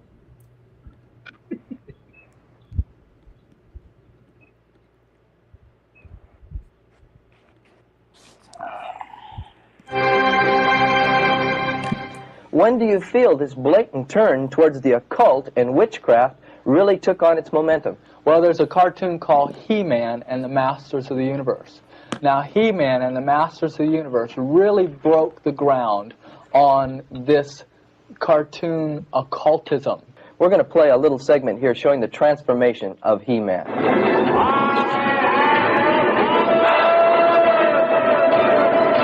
What you just seen is He-Man being transformed. In fact, his name is Adam. Yeah. First man. Interesting. Until he's transformed, and then he becomes He-Man, the most powerful man in the universe, by lifting his sword in the air and yelling by the power of Grayskull. Now, to understand this, we have to understand what Grayskull is. It is a castle built by unknown hands in the shape of the skull, and there's a demon spirit living within it that manifests in the shape of a skull. And so our good character is empowered by occultic demon spirits. In fact, I was talking to one lady, and I've heard a number of experiences like this, but she said, my little boy was in the back seat of the car, and a radio preacher came on and said, our Lord God, the master of the universe. And her boy jumped from the back seat of the car and said, Mommy, God isn't master of the universe, He-Man is. Running around in circles saying, He-Man has more power than Jesus. He-Man has more power than Jesus. This is Tila, and this young lady is involved in witchcraft, and you'll notice that she's a very voluptuous-looking thing, and they wear very tightly clad clothes and sometimes even negligee type things on the show. So there's a sensuality about the toys also. Yes. There's several faces, the many faces in this little toy, which change, but you know, you can become a skeleton creature, and we could go around to the different faces. And this has got to have some kind of a message to the children. Oh, definitely. It says you can be demon-possessed and still be good. And Skeletor is this ugly-looking skeletal creature with a staff in his hand. Now, what's that staff that he's got in his hand? The staff is a ram's head staff. Now, the ram's head is a very occultic symbol. It's boiled in cauldrons. It's used in different occult practices. Of course, we know that the goat's head, the ram's head, represents Satan anyway in the occult. So little boys are really being programmed to evil. Could we talk about Snake Mountain? Sure, let's take a look at it. It's got an interesting little feature here. I'm going to turn it on. It can actually transform your voice from your regular voice to that of an occultic hero. Is that correct? So let's get a Skeletor type of voice. Let me turn this on here. I think I'm getting it too loud. Skeletor, the master of the universe.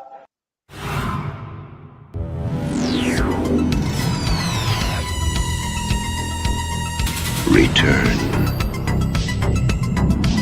to the golden age of horror. In Search of Darkness 70s.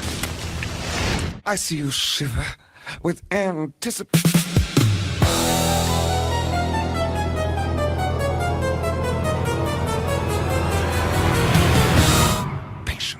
The definitive horror doc returns to the 70s I've been waiting for you. to explore legendary hits and eclectic deep cuts. Tonight, I would like you to meet my next victim. You play a good game, boy. The devil has sent me. A living dead. What's the boogeyman? Meet the boogeymen who haunted your dreams.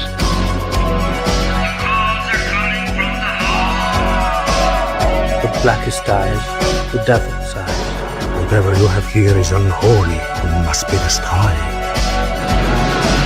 Do you believe in the existence of witches? We exist only in hell. Explore creepy covens and voodoo ceremonies. Come to me. Come back, old one. It's time to keep your appointment with Blackula. Come here. I will fear no evil. Experience the sensual side. You are sworn to Satan.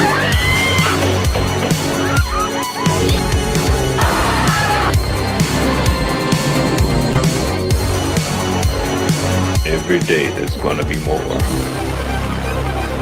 think it's safe to assume it isn't a zombie.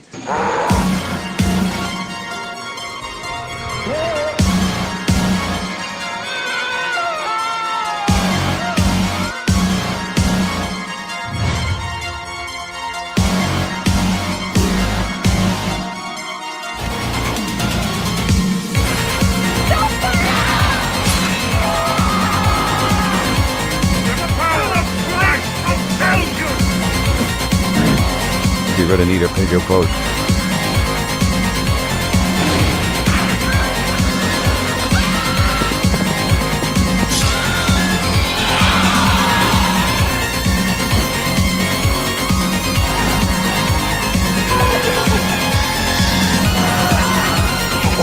Mother.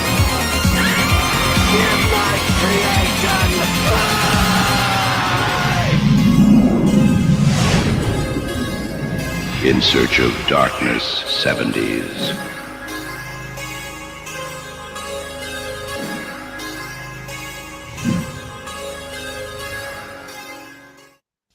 How do you like it? I think it's going to be terrific. 70s is my childhood. It's the first horror that I was experiencing. It was horror, monster movies, kaiju movies, creature features. These scared the bejesus out of me. I saw John Carpenter's Halloween, and not only was I absolutely scared, I came back to it again and again, wanting to deconstruct it and understand why it scared me. The 1970s was an absolute golden era for horror. Texas Chainsaw Massacre, Jaws, The Exorcist, The Omen, Halloween, Suspiria, the Amityville Horror, Carrie. Characters that came out of the 70s are still relevant today. It's a treasure trove that I'm so excited to tackle. What makes the 70s era so magnetic is the fact that filmmakers could really get raw and dirty with their filmmaking. They could be gorier, they could be bloodier, they could be sexier. You can kind of see the imperfections, but that's the charm, and that's what we love about this stuff. In Search of Darkness 70s needs to happen now. It is a time capsule. We're getting icons of the era, the original actors, the original filmmakers. But what's different this time is we're really reflecting with experts and authors, making this quite the ultimate celebration and reflection of what the 70s had to offer. Look at me, Damien. It's all for you. This documentary is really for the cinephiles. This is for the people who love cinema, who love film, are so passionate about the craft. This was a different era, whether it was from the marketing, the poster art. For those who weren't there, you're gonna feel like you grew up in the 70s and you were in those theaters watching those films. What an excellent day for an exorcism. This limited run collector's edition of In Search of Darkness 70s is only going to be available for a very short time. In addition to the documentary, we're going to have an amazing slipcase that's going to hold the documentary and an 80-page book that is all about 70s horror. When you have your name in the credits, you are forever linked to In Search of Darkness and these 70s movies that you love as a horror fan.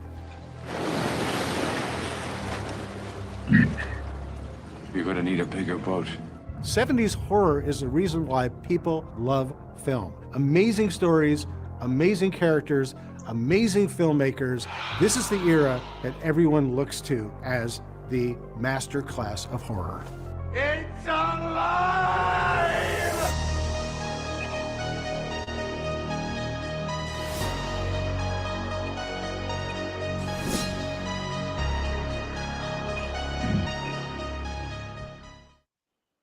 Ice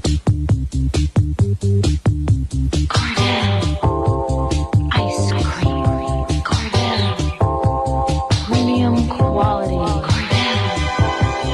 Fresh. Less air. Made fresh daily. America's precious.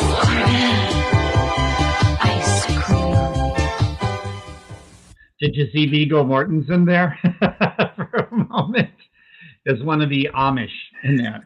Boy, that was odd. Hey, I got to say a thing or two about what we just saw for that 70s thing. I mean, I'm sure that there's some more obscure films in there, like Messiah of Evil and that I saw clips from. But I loved how it's like 3 hours the long. the sensuality. And of course, they kept showing women disrobe and lesbian makeout. It's like there was no beefcake in there. It was all, you know, I hate it when they do that, because some would say, well, that was a lot in the 70s, but they could have shown stuff from Fear No Evil or even Strange Behavior and stuff. There were some male exploitation, if you want to call it that, back then. But I love how they focus on the women disrobing and the lesbian makeouts. That kind of annoys me about that. I agree, and I think it's about, it's about sales. Who's the audience? But women buy that stuff too. I mean, look at all the women that are gagaing over overheated rivalry. Yeah, I have no desire to see any of that. And so, yeah, that box set not to me, entice me. That box set is not going to tell me anything I don't already know. Honestly, I'm saying if you want to order it, get your name in there. Yeah, go for it. Be a collector. But honestly, I've seen all that stuff they were showing, and some of the stuff they were like praising. Like I think they showed the guy from, was it Prom Night or something, or The Prowler? I don't know which one. And I'm like, okay, that one to me isn't a classic. I gotta say, Amityville Horror was a drag-ass bore. What? Not fucking. Look, I was in high school when I saw that movie, and me and my friend were sitting there like, well, when are we gonna get some scares here? What? We laughed, especially. Oh my God! Get out and the fly. I was just like, we were laughing. God. Preach it, Todd. Thank you, Jamie. Amityville Horror is a drag-ass That was horror. not for Amityville. That is not what I saw it come up before Amityville. That wasn't Amityville. I saw that movie at Ronnie Six Cinema when it first came out in St. Louis, and I was bored. Also, the Dunwich Horror. Same thing for me on that one. Annabelle, you love movies. You hate movies that I like. So, what was the movie last week that Hey, last week I wasn't even here. I was out. Well, no, the week before there was a movie that I loved, and you said you couldn't stand, and I forget which one it was. But no, that's why the world goes round. We all have different. Then I can have my opinion too. Yes, you can. The Dunwich Horror I found rather like yawning. Which one? The Dunwich Horror. Oh my God, it's so funny. That one is funny. Plus, I can't believe you saw Sandra. I agree. That with one you, I Todd. saw at a time when it was already ridiculous. I saw that. Well, I saw it in the 70s. It came out, like I saw it in 2012 or something. Well, if you want to see Sandra Dee topless, because she was a nice girl, but if you want to see her topless, watch the movie for that. Magic with Anthony Hopkins, the ventriloquist movie. I saw that when it first came out, and I was kind of like, okay. That's a little scary, especially as a kid. That dummy was. Well, really I wasn't a kid. I was, already in high school and everything, and so. What year was that? 79. That was late. Something around there, and I didn't think Magic. And again, if you want to see Anne Margaret topless, then watch Magic. So, but yeah, those are my points about that little thing we just saw. Kolobos. And see what? Yes, we're going to talk about Kolobos. Hey, Ryan, I love Kolobos. Definitely. Actually, Kolobos had a screening in back around 2019 or something in England, and the guy hosting that event was just like an avid fan of Kolobos, and the audience really went for it. And so, I mean, I can understand if you think Kolobos is nah. What, Annabelle? Yes. I had a quick question about cheesecake. Yeah. Do you have it with you? Because I have cheesecake with me. Oh, I don't have any with me because I forgot to take a lactate pill. Well, I'll just. So you be my cheesecake surrogate, please. I will. Ooh. This is cheesecake. Lift it up to your screen. So if you are familiar, I don't know why they call it taro. Not taro with a T at the end. Taro. That looks great. And some like it looks interesting. Japanese boba drinks. It's so fucking good. Taro. It's not Okay. actually taro. It's ube. Okay. So it's ube. Oh my god. That looks No, great. enjoy, so and you good. You will be my So cheesecake surrogate today because what I have is a sample size Pringles. So should I say cheesecake man? Cheesecake? Yes, go ahead. Cheesecake man, cheesecake. Oh, I got shivers. Okay. You're going to get replaced, Todd. No, never. Never. Welcome, John. So, before we do Kolobos, Visual Vengeance, guys. Uh-oh. I never squeeze one in. I have not watched this one yet because I'm just hesitant because of all the photos on the back and shit. But this one does have. I'm going to censor that. I told Visual Vengeance, stop with the lesbian makeout slipcovers, okay? Because that's the actual. I don't know. They might. That's the actual artwork, which has a guy. See, whoop. Uh-oh. That's the actual art. But of course, no. Let's do this. Let's. Did you I haven't watched. To do it? Did you suggest to do it the other way around, Todd? To have the guy on? No, I just said stop. Well, here's the reason why. This is number 26. It is called Vampire Time Travelers, and I know you guys saw me post how much I love this one. Most of the reviews and everything on it are terrible, but oh my god, it's a blast. It's fun. It's witty. It's everything. But get this. There are no naked women. Now, there was a cut on VHS that the director was forced to put nudity in, but he took the nudity out. Hey, Welcome, Dean. Hello. Welcome, Dean and Jay Bird. The director took the nudity out for this release, and he says it's Chris, fuck that. The director even said the movie is better without it, and I agree. It keeps the movie moving instead of. Well, I'm not going to argue with the director. But I'm going to cover it. All right, hold on, Todd. Wait. Hold that pose. Booty. There you go. Oh my God. Well, I'm covering it because the woman's got her hand somewhere. There's nothing like this in the movie. Absolutely nothing. And I would be, I'd be bummed out too, Todd. I'd be bummed out too. But the full title. Totally false advertising on that one. That'd be a whole star production. Well, no naked lesbians on. The full title is Vampire Time Travelers: Bite Her in the Butt. Bite her in the butt. There's a whole song. Bite her in the butt. Bite her in the butt. You're not going to get a lot of blood out of that butt. Butts don't. Well, no, in this movie, one of the vampires is out of practice, so when she tries to bite people, it's not working. So she's told, bite her in the butt. And that's how she... So anyway. Possible source of blood. Now this one, the original artwork for these... The original artwork for each release is on the inside. What, Dean, you were going to say something? Oh, okay. Well, this one, number 20. I'm just wondering, because I'm honestly... can you, are you all on your phones, your laptops? Because, the way I see it, you're all like ants on a screen, so I can't even really properly... Oh, yeah, I'm using a computer. Yeah, I'm using a desktop computer. Yeah, I'm using a laptop. Yeah, I'm on the... So most people use a laptop or computer. I know that... Phone? If you... Bill Whedon uses his phone, I know, when he's on.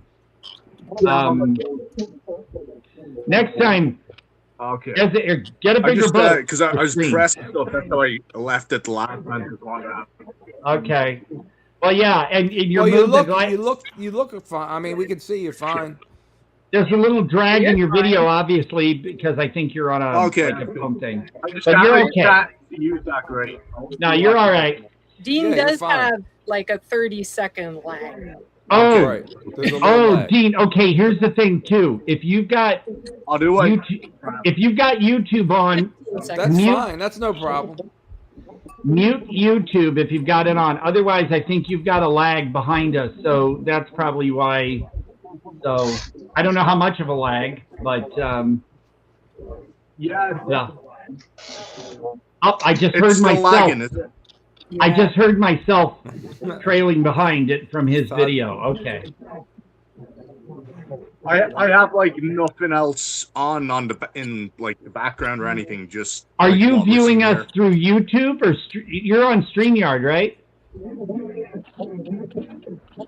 Yeah, he's on. He came to StreamYard. Yeah, StreamYard. Okay, so there should not be a delay for him if he's viewing this through StreamYard. If he was on YouTube, there's a whole huge delay. Yeah, no, he's on.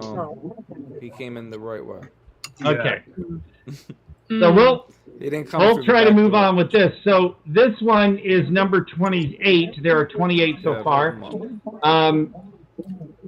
Commando the Ninja and Born a Ninja.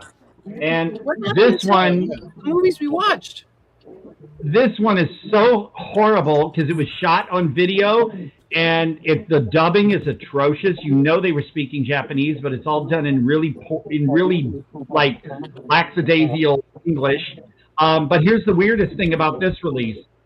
Born a Ninja is presented first, then Commando the Ninja, but Commando the Ninja was the first movie, and Born a Ninja was actually the second. Yes. I'm just going to put it out there. Where I am, it's 3:43. We have not talked about even slightly either movie. This, and then we're getting to goddamn Kolobos. Don't be like Evan. He's building up. When Evan was demanding that we get back to a movie. I hope Evan's not watching. Come on, Evan, we love you. I was just joking. He knows that. So, but really, the other one is the streaming, and this was number 27. So these are the latest Visual Vengeance. There are no new titles for pre-order yet. Annabelle, listen, when we start reviewing the movie, Todd's gonna leave.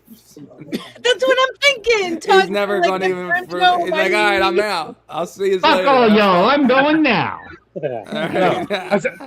Everybody else has watched that, have they? Everybody else here has seen My Little Lie, yeah?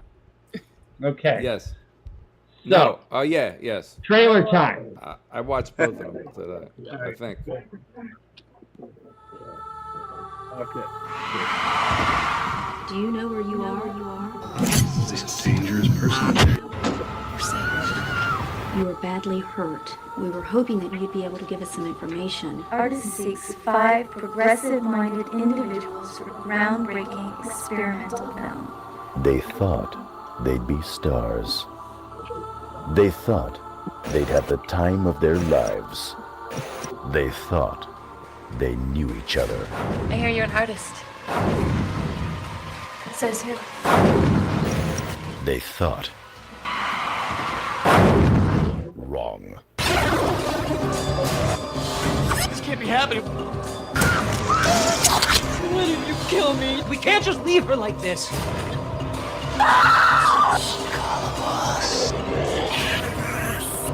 Killed him.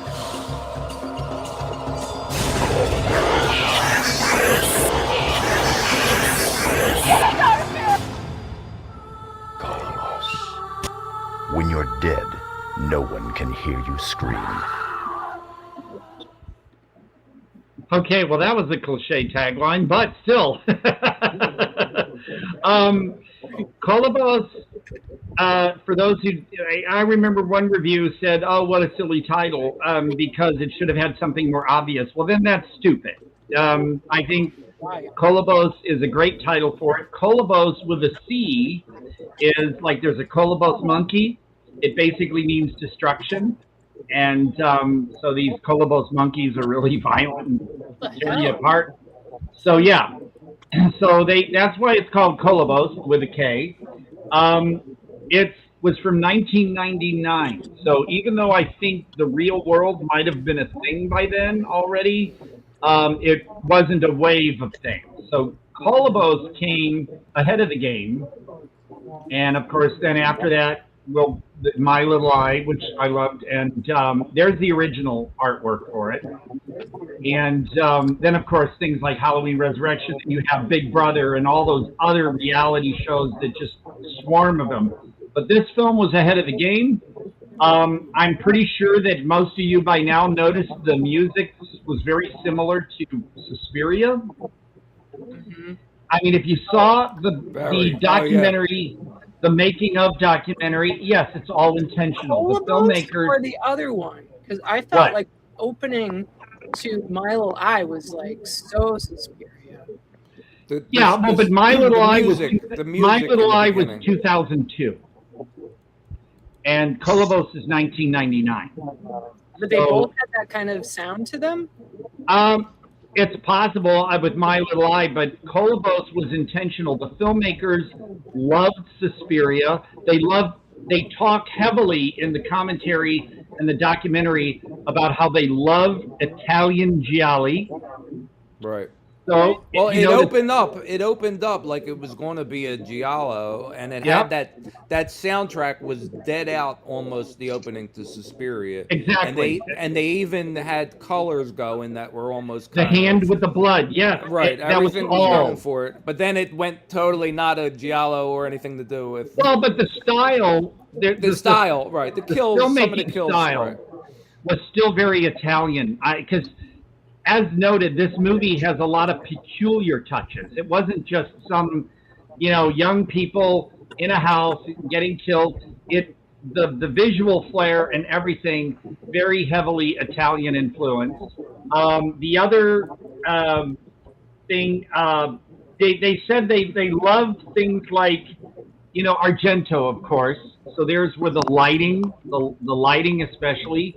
Also, what some people might not pick up on, the tone and the flair. Also, if you're familiar with authors like Poppy Z. Bright,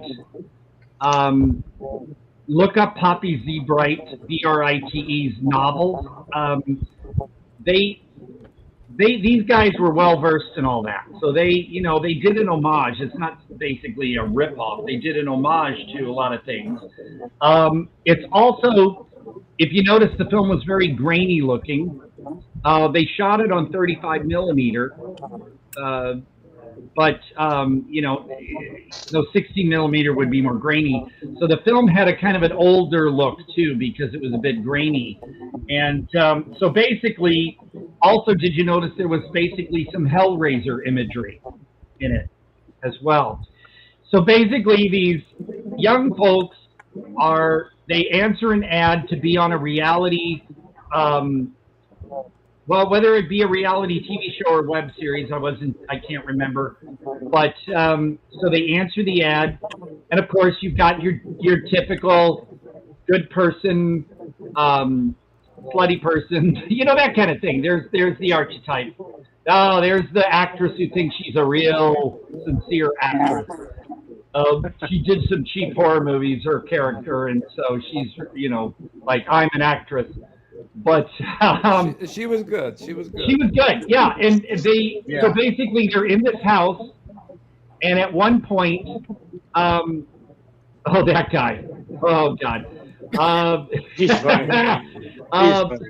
So basically, one of them is offed, and then when they realize that, then the house shutters up. It locks down. They can't get out, and the house is basically booby trapped. But there's a killer in there somewhere, and there's a backstory for the killer.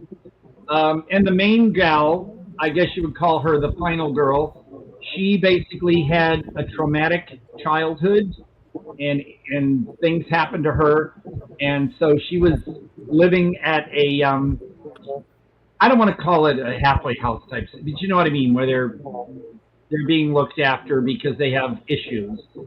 But she winds up on the show, and so they basically have to fight to stay alive. And but did y'all notice, and slight spoiler territory here for some of the viewers, watch out, in the documentary, when the guy mentions her, the main gal, when she's confronting and dealing with the killer, he then said, or is she?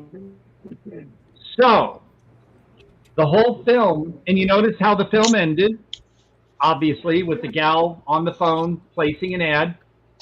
So you're wondering, was the whole killer thing something in her mind? Was it really going on? Was she really at a care house and all that? Because she's setting the scars on her face, you know. So it's one of those things where the filmmakers are like left a lot of things ambiguous, and maybe you think they're plot holes, but basically it was intentional because they want you to try to perceive things yourself and get your own idea out of it. Like I said, there was also a show called Dead Set. I don't know if you guys recall that one that came out later. But this one was, there's the sassy gal, I guess you would call her, out of the group. Yeah.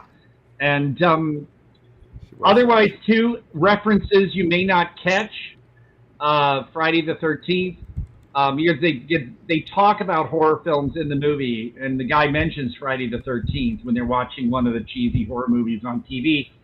There's also a touch of Sybil, because even the guy calls her the main gal Sybil at one point, and so little touches that I appreciated that would go over the heads of a lot of viewers. It kind of made me feel included, that I was getting some little things.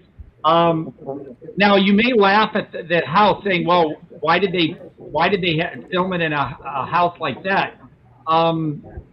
Well, you know, someone mentioned it looked like someone's house, someone's grandparents' house, or something in that. But again, I think that was a nice touch, because instead of having some modern-looking house, they picked again, and it also gives it kind of a '70s touch in a way, because of the old decor and everything like that. So I will say one more thing. Now, one little gripe from me. One little gripe. Remember when they walk into the room and the girl sits on the bed and then there's drops of blood? The room may not have been very well lit, but if I walk into a room, I can see what's above me. You're very right away. The fact that you don't see an entire body right above you is I can't believe that. But again, like you said, there's a lot of ambiguity in the film, so I have to forgive that a little bit. So what do you guys, and I know Dean, you love this movie so much, and I know you're on a delay, so jump in when you can, but what do you guys, I mean, it's not the most amazing film, but I'm sorry? My Little Eye. My Little Eye. Mm-hmm. Yeah. I think it's absolutely like ahead of the curve, or it might have been like right on the curve, like when you had shows like Big Brother and all that come in. So that's one of the things that I loved about it. And like I think I sent you yesterday about like a really cool interactive mode where it actually had the odds of all the characters of like who's gonna survive and who's gonna die or who's gonna win the thing, even though there's no like there's supposed to be like a $1 million well, but Kolobos kind of had a little bit of they suspected things like that in Kolobos. You know, like what's going on? We're dying. Is this some kind of prank thing or snuff thing? Both films kind of had, well, kind of. I mean, it did My Little Eye, obviously, but Kolobos had that element too, because you even the viewer were kind of wondering, oh, are these guys like did you see the Australian film Feed?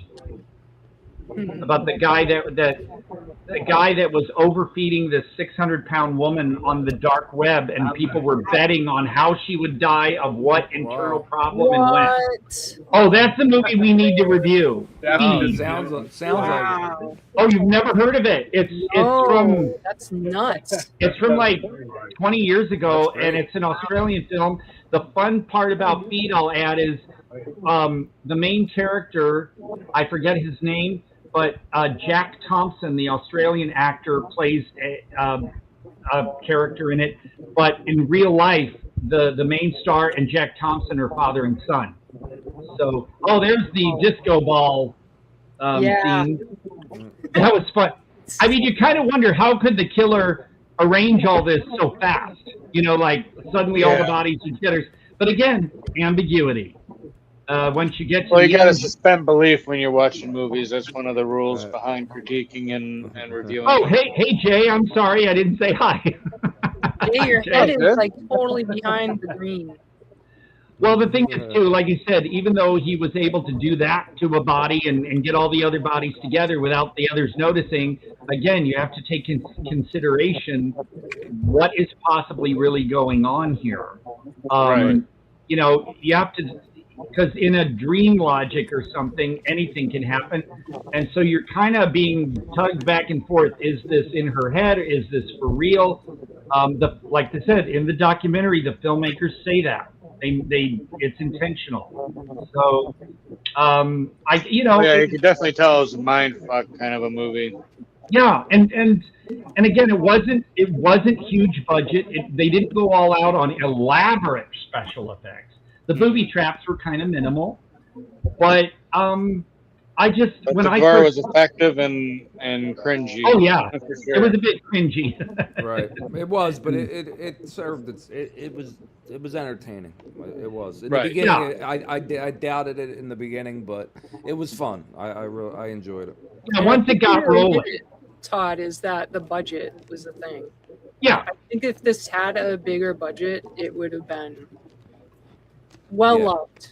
Oh yeah, no, it's got its audience. Trust me, there's a whole fan base for this film. But yeah, that when I first saw the film, I bought it on a York DVD. It was a budget label, and they had it in full frame. And York is the company that actually purchased the film when it was in festivals. It did well in festivals. So, but York put it out on this cheap DVD, and I took into consideration that, you know, sometimes you like a movie less when you first see it on a cheap DVD, but I saw potential in here, and when Arrow Video put out the Blu-ray, I was like, oh my God, and all the extras, I jumped on it. So I highly recommend getting the Blu-ray, because you got documentary, there's a short film. There's just all kinds of cool stuff, and I don't know if they still would have the booklet, but it came. Oh Jesus fuck! Hang on, folks. Whoa! My booklet hit the ground. Hang on. There it is. Safe. Boy, that was crazy. But anyway, like, here's the cool booklet. There it is. That's the scene. Right there. So, okay. So, any other comments on Kolobos? I know we haven't been on it very long, but I liked how it was before the real reality TV shows really took on the whole media empire that they have today, and it was very interesting to see that. That is one thing that a lot of people mention, is how ahead of the game this film was. And unfortunately, it did not get a theatrical, really, in the States. And so it kind of quelled more of an audience to find it back then. But people knew. Hey, thank you, Jamie. See you, Jamie. I really just, yes, the budgetary limitations were a factor. but I still think that what they were able to do That still didn't stop it from being every hard-hitting kill it had. Yeah. And it just, I don't know. I saw something in this movie, even when I saw it on a cheap DVD, like all those years ago. We're talking, it was put out on DVD, like right after it was made, basically. So I saw it, Jesus, like 26 years ago or something. And, but I saw potential in it, and I've stuck with it. And when I saw on the Blu-ray, there's a whole, Q&A and screening thing, and the host talking about his love of the film and why, and the audience reactions and stuff. And so for those who get it, I think it's fun. It's wonderful. And I can understand if people go, well, it was kind of mediocre or whatever. And I know the like you said, the budget, they could have done more if they had just a little bit more money, like with the booby traps and stuff. Because, like, you know, the way the booby traps were, like, usually pretty fastly cut, too, so that you barely saw them. But I still have a special place in my heart for Kolobos. I think it's something you should check out. And even if you find it mediocre, yeah, I get it. But also kind of reminds me of how a lot of videos coming out of like Ukraine and the Russian war, how they've like monetized videos of people getting blown apart by drones. Yeah. So I mean, it definitely gave me that kind of feel too. It's like, okay, this is leading up to what we're experiencing today, kind of thing. And that guy with all the cuts on his face is kind of like the inner mask of humanity in a sense. And her, the main gal, you notice they kind of had a similarity going on.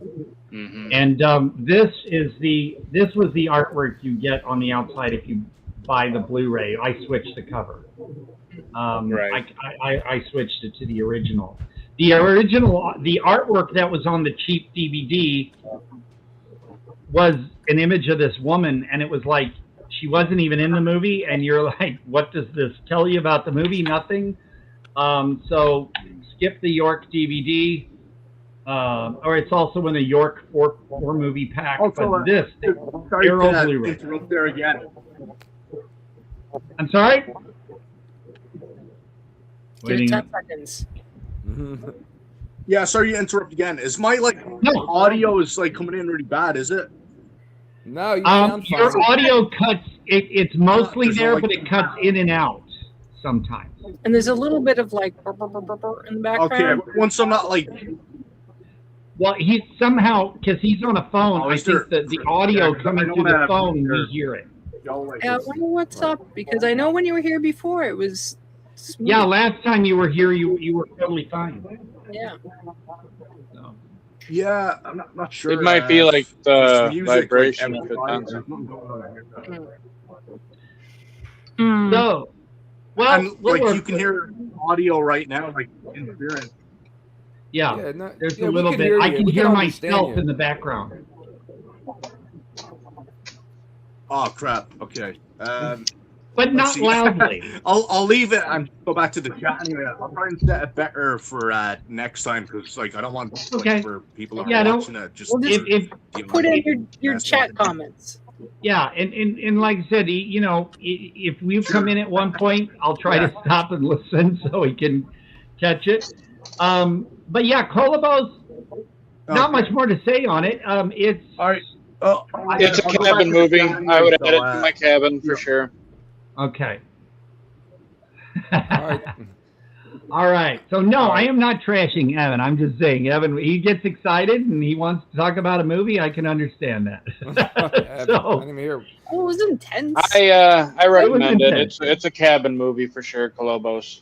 I definitely have it in my cabin collection. So, as you guys know, that's my highest praise for a movie. It's your cabin movie, okay? Cabin movie for sure. So this one, I love the artwork. For one thing, I love the artwork.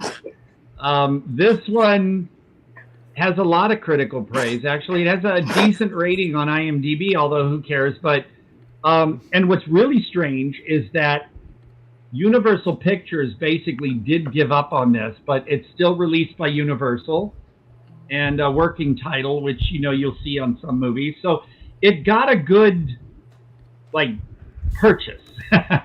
But it of course didn't get a huge theatrical or anything, which is a shame because this again, even though by now there were a lot of reality things starting up, this one could have done something bigger, I think, if it had given more of a chance. So My Little Eye. What? Real fast, excuse me. Yeah. The two trailers that I only could find was the official one is only a teaser. Yeah. And that the other one is a full frame fuzzy thing. It's like So yeah, I was shocked that the. Which one would you rather see? I don't know. The. Clear and short or longer and fuzzy? Yeah, I saw the longer one and I was like, holy shit, are my glasses? Do I have the right glasses? It was just, so we'll do the clear. Try the teaser. I don't think I watched the teaser one. All right. Teaser. Teaser. Sounds good. What'd you call me? I'll let you say it. No word from Ryan yet, so we're good. Todd, never mind.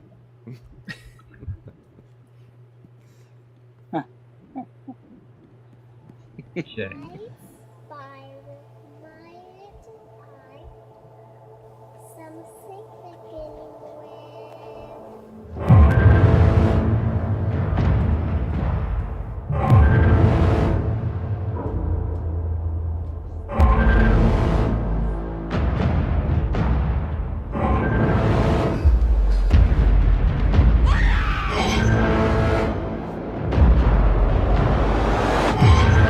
Chris, that's not it. It's not it. Oh. That's a different movie called My Little Eye. But it looks interesting, but it's not it. Yeah, I think I started watching it. Yeah, that's right. I remember starting. Hold on. All right, so so you have to watch the long and fuzzy. We have to watch the fuzzy one, but bear with it, folks. Now we can watch a different My Little Eye. Yeah, I remember I went and I shut it off. All right, give me a second. Okay. I will say I prefer My Little Eye. No, I can understand that. Yeah. Do you prefer? It's a little better made. Well, My Little Eye is a lot more intense. I can understand that. The number one cause of most stalkings: forgetfulness. People forget to close their curtains. Now I suddenly feel all on display. Hate this house. Take cover. Creepy ass house. Hello, can anybody hear me? Please. You guys don't have to worry. You're much more likely to be killed by somebody you know.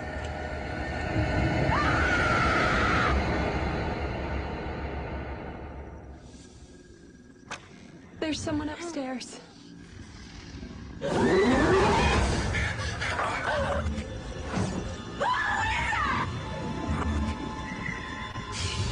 What's your problem? You're always picking on people. You're always picking on me.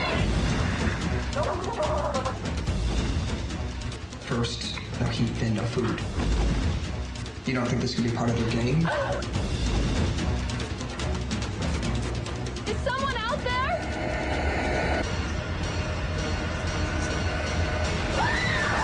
You sons of bitches.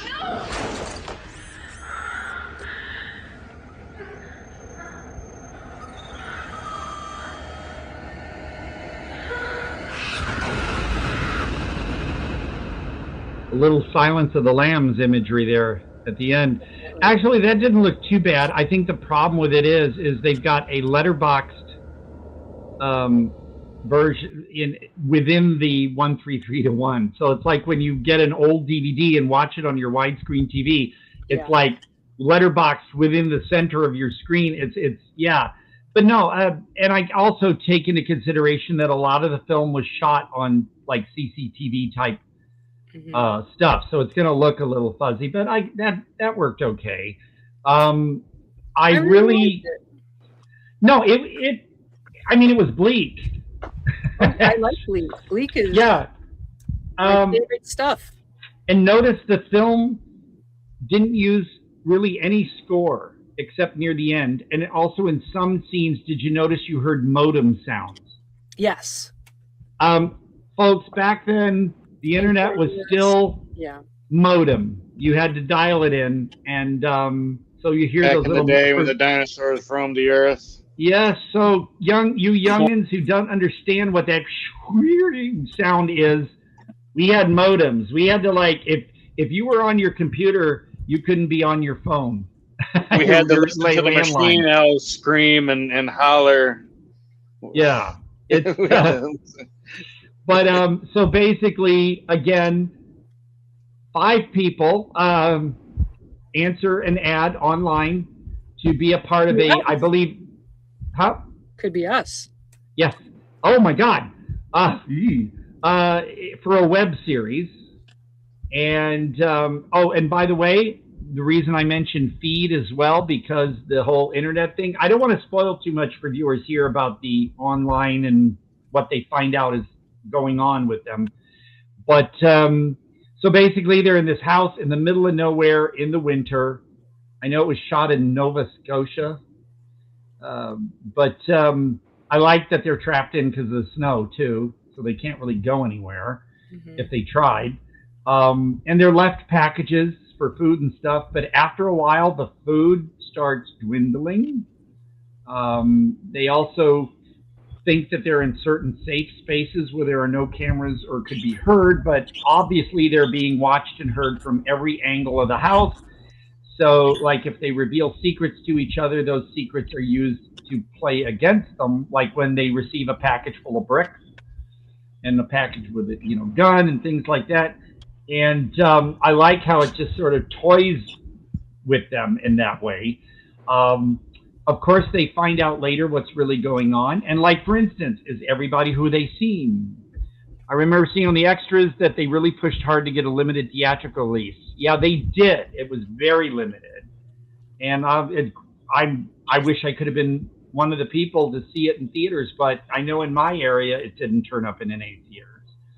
So I would love to have seen this. Thing I like about that, they have these, the different package comes in. There's one guy that goes out to, like, the lake where they drop it or whatever, the open space. And when they do bring in that first one, she doesn't keep it a secret. And I thought that was really interesting, because usually when someone's secret is revealed in a movie like that, you got to hide it so no one knows and no one suspects. But that came out, and I think it actually helped everybody bond more. Yeah. I thought that was kind of nice, is that people seemed to be normal with each other. It wasn't like everybody was so paranoid of each other. I thought that was really different.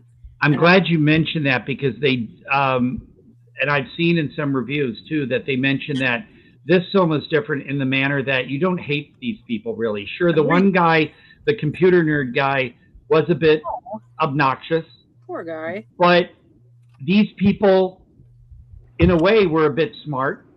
They weren't dummies. Like the clueless, oh my God, what's happening?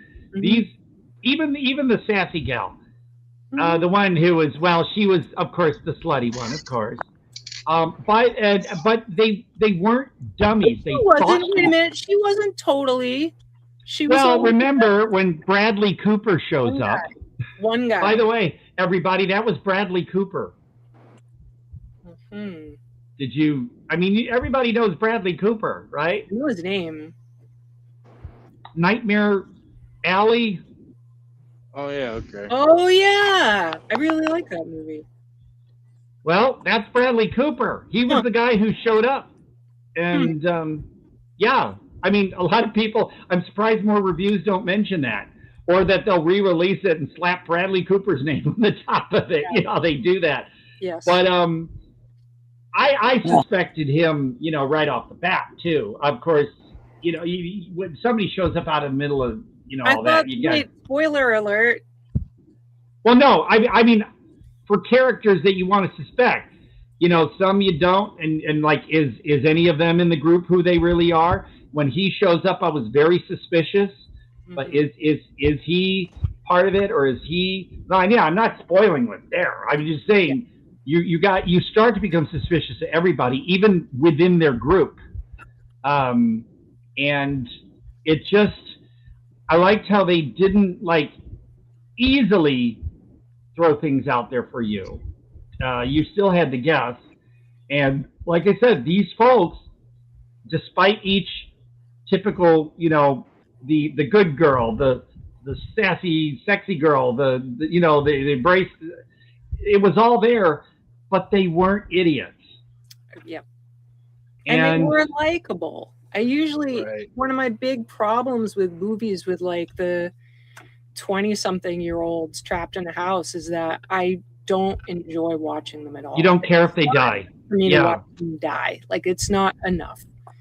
Like one movie I was rooting for people to get killed was the one that Wes Craven appeared in, The Thier. It was like 1995, about the guy in the woods, in the tree. He was like a wooden guy or something. Yes. The white wannabe rapper with dreadlocks. I was like, kill him first, please. Because he's talking like watch that. And that's the thing. I don't want to watch something and feel annoyed. I'm annoyed enough in my life. I don't want to watch a movie and be annoyed. These people, of course, the computer guy was a little abrasive and obnoxious at first. Yeah. But then you kind of understood him. Yeah. And so, yeah, no matter who they were or what they did, you kind of liked them. And that's very different. So this one was ahead of the game in that manner, that they didn't go with the cliche and all of that. They basically gave you people that you kind of could root for, or could you, because are they in on it, or is this, or is that? So, and it just, I liked how, like I said, there was really no score in the film. Even during dramatic moments, there was no score, except they kind of added a little bit of score near the end. But I liked that you kind of really didn't notice that there was no score going on. You were too wrapped up in what you were watching. So Midnight Meat Train, there you go. I remember. Really have very clear personalities. That's it. Yes, you feel you know them. And even though they were 20-somethings, except for like the main hunk, like even the other guy, the nice guy, the one who had the thing about his grandfather and that, they weren't all overly like model types, you know, meaning like really super hot, you know, as a distraction. These guys, even though some of them were decent, you know, good looking, they weren't overly, they were a bit in the normal range, and I appreciated that because I'm tired of everybody being so worried about how they look, and and yes, and so you're wondering, Todd, but what about the nudity? I had no problem with it. Yeah, it was it was in context. Yeah, cameras were everywhere. Oh, thank you for that, crap. So no, I had brand and it was artist. Yeah, it was all within the context and how things would be. Like the one girl, they were there 6 months. Yeah, and plus the one girl, you know, she slept naked, so when she got out of bed, she was topless. Although one of them commented on her saying, "Well, it looks like you're obviously not, you know, shameless or anything to her because, you know, it's for the." She knew she was on camera, but she wasn't like constantly doing it. So, but there's good old Brad. Look at that young Bradley Cooper. Yeah. Oh my God. He's very cutie right there, like a. And he had his little beard, a little bit of a beard going on there. No, I really. It's funny. I did not write down much about this because, like for Kolobos, here's a full page. But for this, I had like one thing written down because I remember this movie. I remember Kolobos well, but this movie, it's like you remember it. Yeah. And I didn't need to like remind myself of anything for this one. It kept going. It even in dramatic moments, it didn't drag. Mm-hmm. It just and plus with the multiple camera views and you notice the audio change depending on the camera.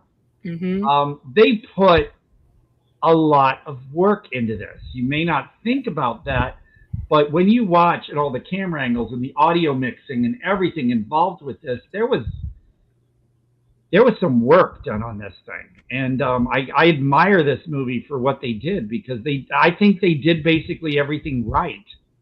Although, my one question would be, I'm sure these folks told people. Oh, that they were going to do this? Yeah. Maybe it was part of the contract that you couldn't tell anybody. I don't recall. You see, I know this movie so well, but I don't recall them ever saying, well, we weren't allowed to tell anybody where we're going and stuff. Because they didn't know where they were going, but I thought somebody would at least say, hey, I'm going to be on this show. I saw this on the net. Or because a person like me, unless I was told ahead of time, don't say anything, I'd be like, look, there's this website, and I did this here, and I'm going to try for this show. I would be telling people, but again, you made it like a whole 2 weeks without talking about Ryan. Oh, well, because I didn't want to spoil anything, and well, you notice I haven't mentioned the title. You're doing very good.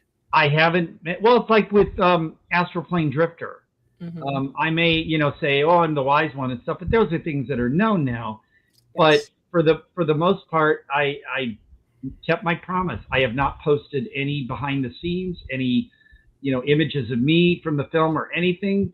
I asked Mike just a couple of weeks ago. I said, you let me know when we can. He goes, oh, I will, but not yet. So I kept that promise. I don't want to alienate anybody in this thing. Oh, Ryan told me, oh yeah, you can tell people that it's a project and you're gonna, and then I'm meeting up with Ryan.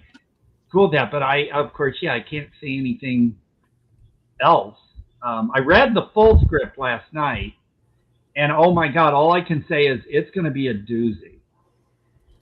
It's don't expect Ninja Badass. No. I mean, he's not. Maybe people. He's not doing another Ninja Badass. That's what I mean. It's going to be something else, and it's going to be a doozy, and I can say that. And I was like reading it, going, "Holy crap! This is oh man!" And of course, my parts. Hey, hi, mistress. Hey, all I can say is I'm really interested because I'm going to talk to him today. I'm going to say, well, when we do my scenes, obviously there's going to be a little bit of, I don't want to say choreography involved. Todd, what's happening? Stop. I can say that. In any movie you're in, how you do a scene and blocking and all that, that's what I'm saying. I'm not giving anything away about what the movie is or anything. For you. No. In your excitement, you're going to leak. No. Okay. I'm excited, but I give you just a little, there's a little dust there, and I'm kind of like doing that. I'm not giving anything to reveal or see. No, I'm excited. And all I can say is I think that when it's done and when it's out there, it's going to be very different. I'm really excited. I'm super excited he found you. Well, he's the best. I think he's such a nice guy. No, he's funny. He's cool. What an imagination he's got. And the fact that his mom is like right there supportive of what he does. And his sister. Yeah. His sister, but she's also... Well, hang on. Oh. The bad phone. Speaking of, Todd has a red phone on the wall. Oh no! Flashing. What the? Hang on! The phone? What's going on? Whoa! What's?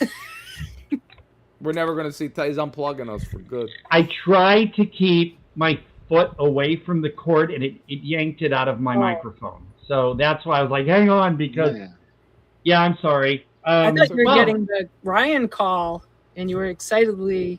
No, if you'll hear it because I got my phone up on loud. So what you're going to hear is Gwendolyn Sanford's "Oodly Oodly," "Freedom of the Heart," or perfect. Did you see Chuck and Buck?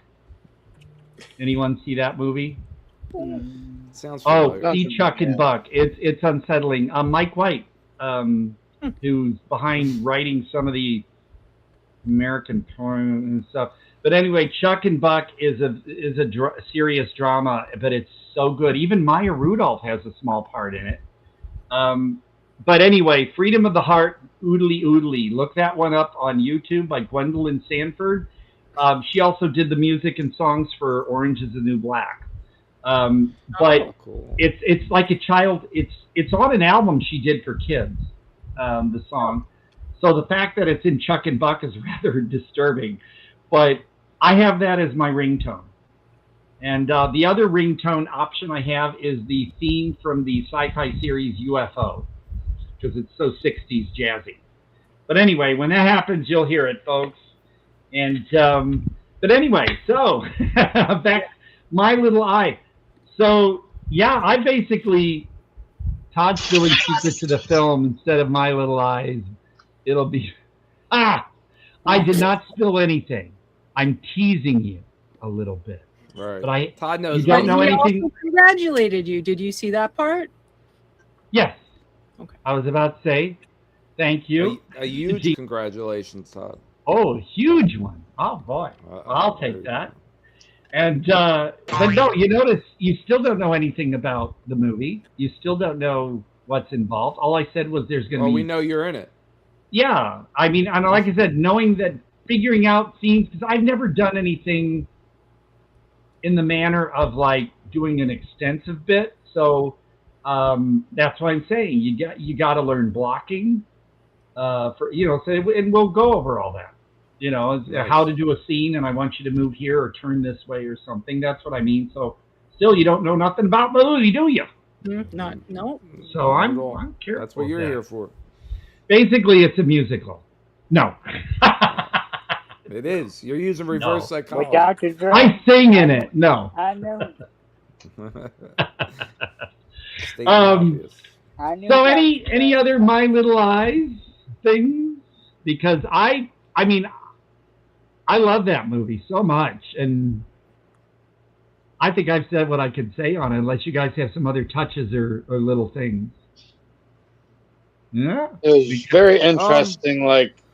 Oh, go ahead, Chris. No, go ahead, Jack. I liked how it was almost like a study, like an experiment kind of thing going on, in a way. Yeah. You could think it's that. You could think it's a game. You could think it's a snuff. You could think it's anything, but you don't know for sure. It's total snuff. You know by the end. Yeah, but what I mean is, I was going to say, throughout the movie, you're kind of like, what? But did you notice, and I'm not going to spoil it, but did you notice one of the images, when that screen comes up with all of them? Mm-hmm. Yes. That you find out later the truth about one guy. For sure. You don't necessarily. It still could be any of those things. Yeah, but I just I like that you could guess, you could try to figure things out, but it still kind of twists around a little bit and kind of throws some things in there and kind of makes you rethink, even though it's obvious where it's going at one point. You're still not sure who. Yeah, I like it when movies do that. It's like you kind of have an idea what's happening, but you still don't know how it's going to get there. And so, obviously, people, there's no shock. It's young people, and they die. Were you surprised by the first one? I was. Oh, yeah. I was surprised by that first death. Yeah, because also you don't know who. Oh, shit! Is there volume? There should be audio. Damn, we got to have the whole shebang. Where's the audio? There it is, down in the corner. On the secret to success. A premium custom phone number from Number Barn. Number Barn is great for any gig. Lawyer, real estate agent, contractor, Model, nanny, demolition, mostly straw sticks. They should call you the gig bad wolf. Number Barn helped me protect my privacy, increase engagement, and boost my business. My, what big sales you have. Plus they offer call forwarding, so all my calls come to one place. It couldn't be easier. Wow, that tickles. For a custom phone number to give your business some teeth, Go to numberbarn.com. and get your custom vanity number today. Number Barn. For any gig, get the pig. That hair is awesome. His voice too. I'm so jealous of his. He's got that, deep voice thing going on. Chris says, love the ending of the film. Yes. Yes. Yes. Especially one of the people in let's just say, I want to say final guy, you know what I mean? You know who I'm talking about? You could almost say it's like a Squid Game kind of thing, except it's like a survival colony type. Like who's gonna live through this Roanoke that we put everyone through, kind of thing, you know? Well, I mean, any film you could point at holes in it and stuff like that, but right. I mean, Kolobos, obviously they did what they could with what they had, and I appreciate that. My Little Lie obviously had a little more backing, because no, you can tell. But I still liked how I don't want to say bare bones, but they didn't like go all out on stuff. They kind of kept things contained a bit, as far as they didn't try to make it too slick or anything. They just, like I said, with all the different cameras and stuff. Right. But it still seemed kind of almost like a raw film in a way to me. Right. And but they pulled off everything really nicely, and even the ending,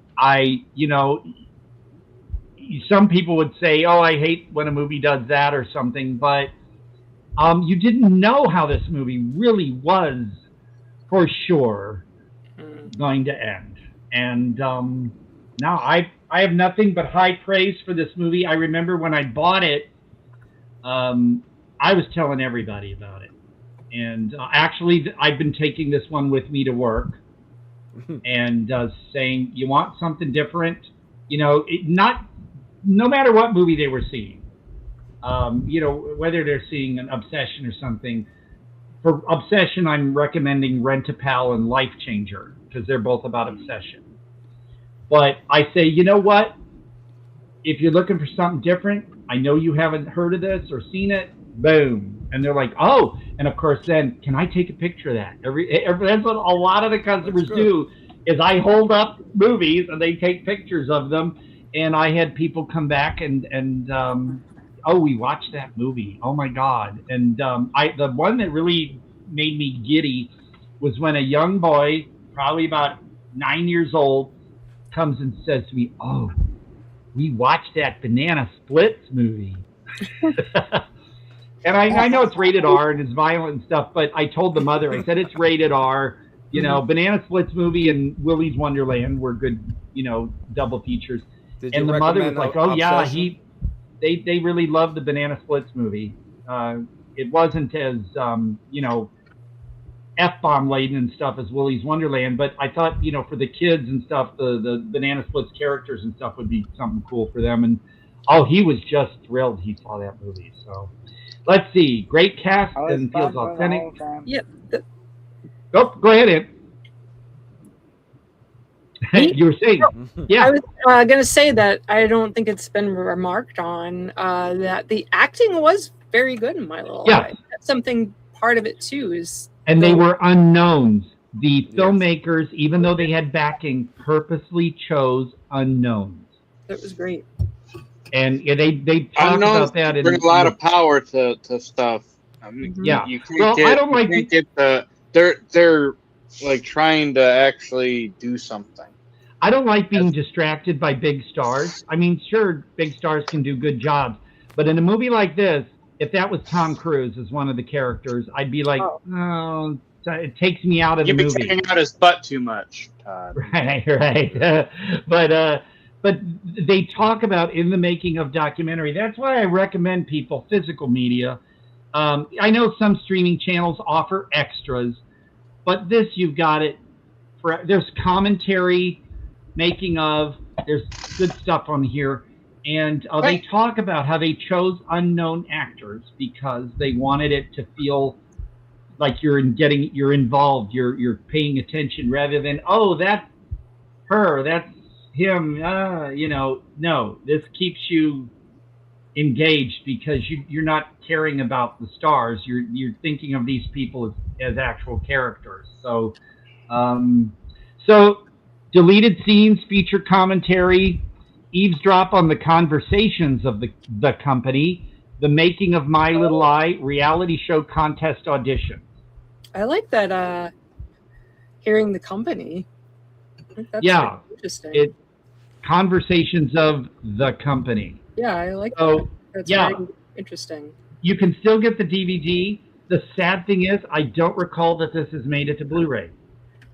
And it's Universal, and I know Vinegar Syndrome and Severin and them have done some Universal titles, so maybe this is one I need to push in the Vinegar Syndrome fan group. I was just going to say that.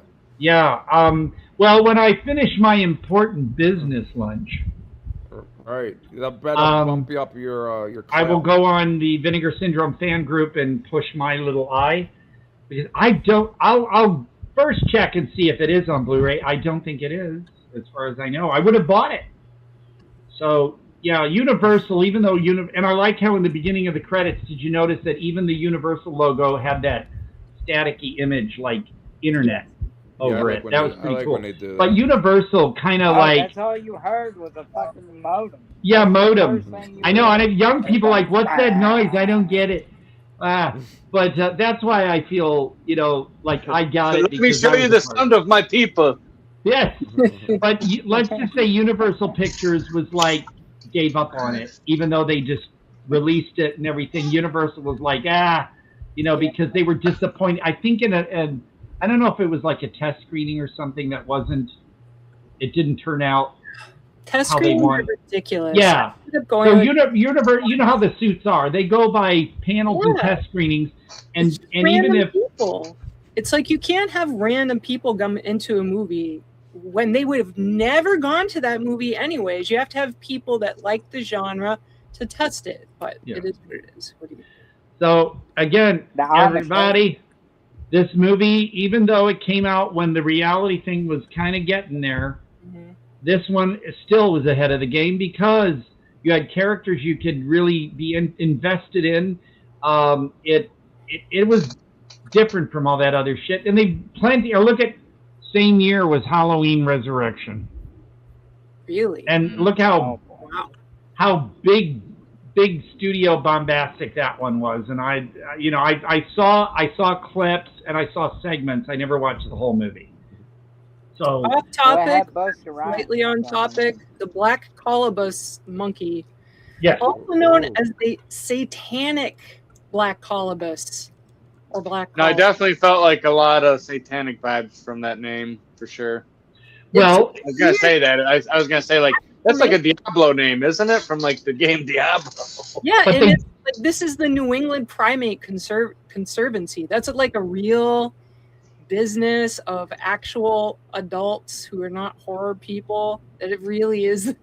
But they do, and they have the doctor, the female doctor in the movie, say, because in the beginning of the movie they're like, Kolobos, what's that? I never heard. I'd never, And then later the doctor does talk about what Kolobos means. Although I'm not sure why they. I guess maybe for the film they just put a K on it to make it different. I think they are different because the K should be the Greek. Greeks use a lot of K. Okay, there you go. Thank you, because I'm not that well versed in how the languages and the origins and that come from, but they do mention what Kolobos means in the film. Because I remember one review. Like, there's some reviews that I wondered, did you really pay attention to the movie? Because one reviewer said, "Oh, the ill-named Kolobos," meaning like what who's gonna. So what I'm getting at, for instance, remember the movie Shoot to Kill with Sidney Poitier and Kirstie Alley? Yeah. The actual original title of that film was In the Hall of the Mountain King. Wow. And because like you get ideas in your mind of, like when I heard Kolobos and I didn't know what it was, I was imagining something more monstery because it sounds like a monster. And so you seek it out. Who it is, but you look it up, you seek it out. But for instance, you got those executives in their suits wanting you to dummy down movies by like in the Hall of the Mountain King, you know, like the mountains and stuff, or Shoot to Kill. Shoot to Kill is such a generic, shitty title. It's a big difference. So, Kolobos, what did they want? You know, this reviewer, if you're going to say that, like ill-named Kolobos, what would you have named it? And, you know, the reviewer probably would have come up with something like Dead in the House, or, you know, something stupid. But Kolobos makes you go, what? And kind of catches your attention and makes you want to look it up. Especially now, 20 years later, kind of makes you say, well, hey, maybe this guy was kind of channeling something. Yeah. So I really... Just the way all things have turned out and have ended up, man. Okay, you should have kept music on MTV. I'm typing right? in. Should have kept music on MTV. Yeah. I'm actually conversing with a director. The director was like, "Hey, man, we need to make a movie that's warning people about these stupid reality TV shows." It's like, yeah, we need MTV to keep playing music. We need to do something. Let's release Kolobos. And I stabbed my little eye. Yeah, MTV. Well, I with MTV, but no, I'm really. I mean, given Kolobos had its limitations, I think they did what they could, and I appreciated that. I enjoyed about that Kolobos. conspiracy, though, right? How they said they stopped playing music on MTV because music was making people think too much. And all that good stuff. They had more viewers with pregnant teen moms, I guess, than. That's why they went into it. Yeah. And they figured people had YouTube, so they didn't need to. You know, I think that if a music video channel came about right now, people would watch it, especially the ones. Yeah. Remember, there was one that you could actually text in or like request a song and stuff. The jukebox. Oh, the box. Yes, that would go. That was great. That would work. That would work today. I know it would. Well, you could use Star. Like, it was even before that. You could do like Star.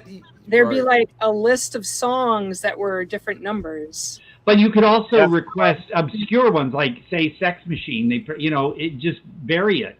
Kind of pity as any film you're encouraged to have clickbaity names instead of artistic. Yes, I love. That's one thing I love about Kolobos too is the name. But My Little Eye has its own merit because, like you said, unknown cast. The cast was great. They really did their roles without looking like they were really acting so much, you know. Right. And it's just everything to me. I love My Little Eye. I love Kolobos. I can understand that you would like My Little Eye more. Yeah, I can understand that. I would think that if I were asked which one are you going to watch again tomorrow, I would probably say My Little Eye.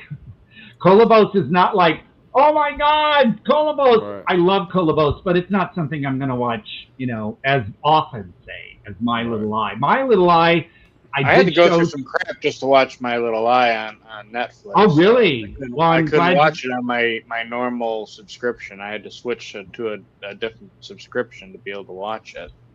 I remember when we had a movie night years ago, one of the managers I had at Borders, we would do a movie night on a Wednesday night, and I remember showing this to the group of people. And of course, you still had the ones in the group that just, because there were no well-known actors in it and stuff, they would be idiots, you know, and make comments during the movie. And it's like, I would just tell them, shut the fuck up or just go. But now this one I did push on people, and I'm going to start doing it more again. 16 and Pregnant, their best days behind them. And yeah, I agree. I agree. So here's the deal with Ryan. Now, for me, it is 1:44 p.m. Ryan says, so I may be able to stick through the whole show with you. He says, ETA 3:15. Okay. Text you when we're 15 minutes away. Because I told Ryan, show up as early as you want because I know you guys have to drive back to LA, and I don't want you to get home really late if we wind up having a good time. So I was concerned about them having to get home late. But very thoughtful. Of course. Well, thank you for noticing, Annabelle. So, okay, any more on either film? Because I mean, I love these films, and I could talk more about them. But if you guys I liked how my little eye kept using like the sounds, like the not just the whirling. modem, but there were other like sounds, like when they heard what's that, and it was like a bird or something, and you kind of did not know exactly what those sounds were. When you're isolated in a cabin, like I was alone in my cabin for pretty much a month, and after like the first 2 weeks, you start going into town like every other day just so you actually see other people and talk to other people, because after a while you get that cabin fever where you don't want to be alone in that cabin, and the woods start feeling like they're closing in. And because I mean, I'm like literally smack dab in the middle of nowhere. Like I could scream for help and no one would help me, kind of thing. You know what I mean? They would want to, they just can't hear you. Like, oh, one more thing about my little eye. Did you notice that they were all basically bored? Because like they said, they could watch that's another movies. killer up there. If you saw, they were watching The Breakfast Club in one scene, but they didn't have broadcast TV. They didn't have radio. So yeah, they were in there for what, 6 months, and they were basically bored to death. And that's why they decided, the company, at the last minute to spice things up, start getting it rolling, because they were bored, but they were also comfortable in the fact that they thought, oh, this is easy, we're almost done here, $1 million. So let's, at the last minute, they turned the screws on them and spiced things up. And I thought that was interesting because I kept forgetting that they were there for 6 months, and you can see in the beginning of the movie, they were basically bored. They're just lounging around and kind of getting on each other's nerves a little, but not fighting. And I could not fighting, just kind of little snips. But I can imagine being with the 4 of you, and I'd be just like, "Oh, Chris, you're Mike." Yeah. Watch it in him. I could say, well, after 6 months of being shut in with Todd. You'll have to watch every movie. Well, that's true. We would have a lot of. So we'd be watching movies all the time. Yeah. I'm sure you guys would force me to watch something like one of the scary movies or one of Ursula. Everybody gets to choose. You're on a rotation. All right, I'm gonna make you all watch Rural Erections. I mean, I have this trick where I can blur my eyes with my eyes open. Oh. Annabelle might pass out, but Siri, this is so pitiful. I will admit it. She's gonna make herself nauseous. She can give herself the Japanese censorship on demand. Exactly. This is so pitiful, but I've gone into scary movies with people before, and I've been scared, and instead of looking like a baby and averting my eyes, I'll just blur them, and then they don't them. Baby. Well, you could always just get cataracts and not have surgery. No. Well, you know what? Cataracts would almost be like a little blessing, because then you get the surgery. Does blurring your eyes cause cataracts? I will tell you, folks, you really don't want cataracts. I had to have cataract surgery in both eyes a year ago, and then, of course, in March and early April, I then had those jelly-like stuff, and they had to clear all that out. That's why my eye was all gross-looking the entire time. So that's done, and I still have to wear. I don't have to wear glasses in general. Yes. But look at things you. do look a little better anyway, and plus, look at me. Without your glasses, I want to see you without your glasses again. Can we make Todd's head bigger again? Also, my eyes. Okay, I found out. Okay, my eyes are naturally bulgy, and so I always said I had Steve Buscemi, Peter Lorre, Marty Feldman eyes, but this eye here looks like it's out more and exposed than this one. They did x-rays, and they found out that my bone structure is why this looks like this. Interesting. So my eyes measure normal, but it's the bone structure making like this one look bigger than this.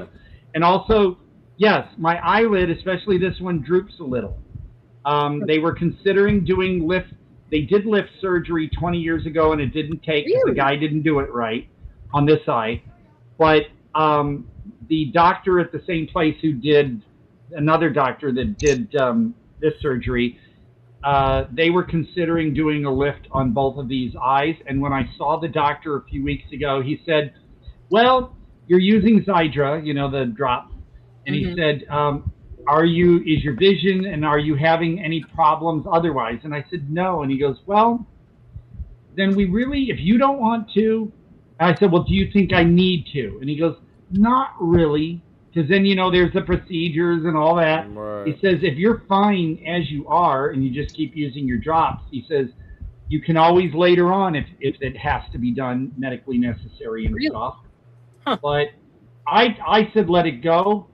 And to hide this, yeah, you see my redness. Guys, I have rosacea, so that's So why I does look. Seth. Seth has rosacea. Yeah, it kind of, sometimes it fades, but then, and I use metronidazole, which is supposed to, I tried an $80 cream or ointment, the cream, didn't do a thing. And there's also a product called Prosacea you can buy at the store.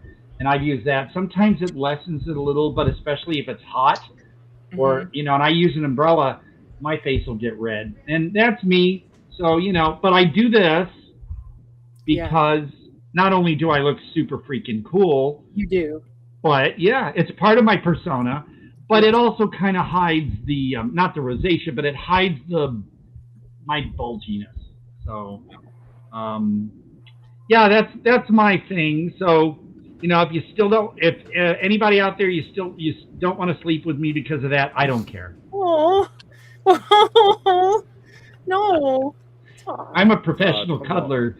I'll throw that out there. So, but no, it's just, you know, I'm fine with as I am. The only thing I do dislike is my belly, but that's kind of medical. I was using a, get this, you know how you take one drug in order to prevent a side effect from another drug? Unfortunately. Oh, yeah. And Well, then it becomes never ending. I was using this injectable growth hormone to prevent certain, like, fat things happening and stuff, like the neck and everything. Yeah, because of a drug that would cause that kind of thing. I know. So, but what they didn't realize was that this injection I was using, since it was a growth hormone, can enlarge things in your body. So let's just say some of this I can reduce more by cutting carbs, which I've tried to do, but let's just say I will forever have this little bit of a belly because of that growth hormone that I use. So I hate my belly because if I was more proportionate, but skinny arms, skinny legs, I look pregnant. And I hate that. Horrible. So, yeah, but, you know, no, there's still, I'm going to say it. I have had some people say, oh, I love your belly, you know, and you want to rub it and all that because I'm a Yeti and everything. So, oh, I love that. But, and that's great. But for me, I'm just a little about it. But, well, you were very, very slim. So I can understand. Oh, skinny boy. In your own comfort, in your own body, is not the same as like someone else thinking, oh, you're cute. I'm comfortable. I mean, it's not like I'm out there doing sassy films and stuff to, you know, I guess if I were to do nudity and stuff like that, it would be more on a, like within a horror movie or something where, you know, I'd be some, or if it was humorous. And I'm fine with all that. You know, you can laugh at me in the movie like that. But in general, I'm a little uncomfortable, you know. Yeah. Unless it calls for it, then I'm fine, no problem. But, you know, body positivity and all that, I'm still a little self-conscious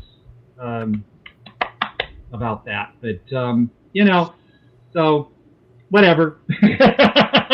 That means I can still eat Pringles. Wait no. You're going to get Ozempic face. Yeah, hold on, Todd. I have something okay. for you. Chris has got something. You said you were self-conscious, right? Oh, okay. So what's he going to do now? Listen. Oh, yeah, there's my gut. Look at that. It's a belly. They're It's a That's belly. not bad, Todd. That's No. Well, I wasn't. See, the thing is, if I'm thinking about it, I try to pull it in a little. But that was, we were doing the scene, and I was just having fun. That I just didn't think about it, and there it is. Yes, so folks, that is from Psycho Ape 2, The Wrath of Kong. That's part of Dr. Zeus's dream. And look at my beard looks so good that sometimes I think my beard looks like raggedy, like thin, but then I see scenes like that and I'm like, wow, that looks pretty good. But yeah, that's me feeding Bill cheesecake. The only thing, my only criticism, but Greg and Addison are not going to be like pissed off. Bill was supposed to say, cheesecake, man, cheesecake. But they cut him off after cheesecake, man. And I was like, oh, they didn't let him finish. Right. Yeah, because Bill told me for our scene, bring your S&M outfit and bring cheesecake. He says we're gonna incorporate cheesecake somehow, with your thing. And then he said we were both gonna say it together, cheesecake, man, cheesecake. But then right before cameras were rolling, he said, oh, can I say the line? And I was like, Bill, you're the star. But he asked me. And I was like, oh, this guy, Bill Whedon, is asking permission to say my tagline. And I was like, oh, do it, But then, of course, they didn't keep the whole line, which that's my one criticism is like, oh, you should have left that last cheesecake word in there. But what's good it's got personality. Yeah, and the funny thing is and for those who haven't seen it, and I'm not going to spoil it, yep, fluctuating weight, big gym guy, but yeah, to me, I'm sorry, lifting weights, too much work. No, I tried, at first I just got do factory work, and it makes me all big and muscular and bulky. I'm like, I went to the gym, and then I was like, you know what, fuck this. Especially after I'm like constantly doing this stuff at the factory, especially I used to work at and factory. like my shoulders are like massive, like I all worked at muscle right factories in through West here. Dallas, and you get very let's fit. say the gym I went to, actually I went to a private little gym because it was cheap, but that's where I got to know Ralph Waite, the actor who was in Cool Hand Luke and Carnival and the Waltons. Yeah, we'd sit in the sauna and just hang out and talk, and it was like so cool. But I joined a bigger gym just because I wanted to be fit, not so much, But when I saw employees even leave the locker room or come out of a bathroom stall and head straight out the door without washing hands. I hate that. I was like, ew, how many people are doing this as well? And I'm using these machines, and do they use it? Ugh. Let's just say one time I had to douse myself. And men and women are not immune from this. People, No. you're in the bathroom, wash your fucking hands. I cannot work out in my head wondering if the machine was clean or after I'd seen people walking out of a locker room or a bathroom stall without washing their hands. Or they'll wash their hands, but then they'll touch the faucet or touch the door handle. Negates everything. So that's why a lot of places have trash cans near the door when you leave if you got to pull the door open. I'm so weird about that, but I didn't get sick at all this year because like being gingerly about things. I gave up on working out. I figure, when I work, it's a 10-minute walk to work. My post office, I'll just walk over. I haven't ridden my bike much lately because I'm kind of now at a point in my life where I'm afraid I might fall off my bike.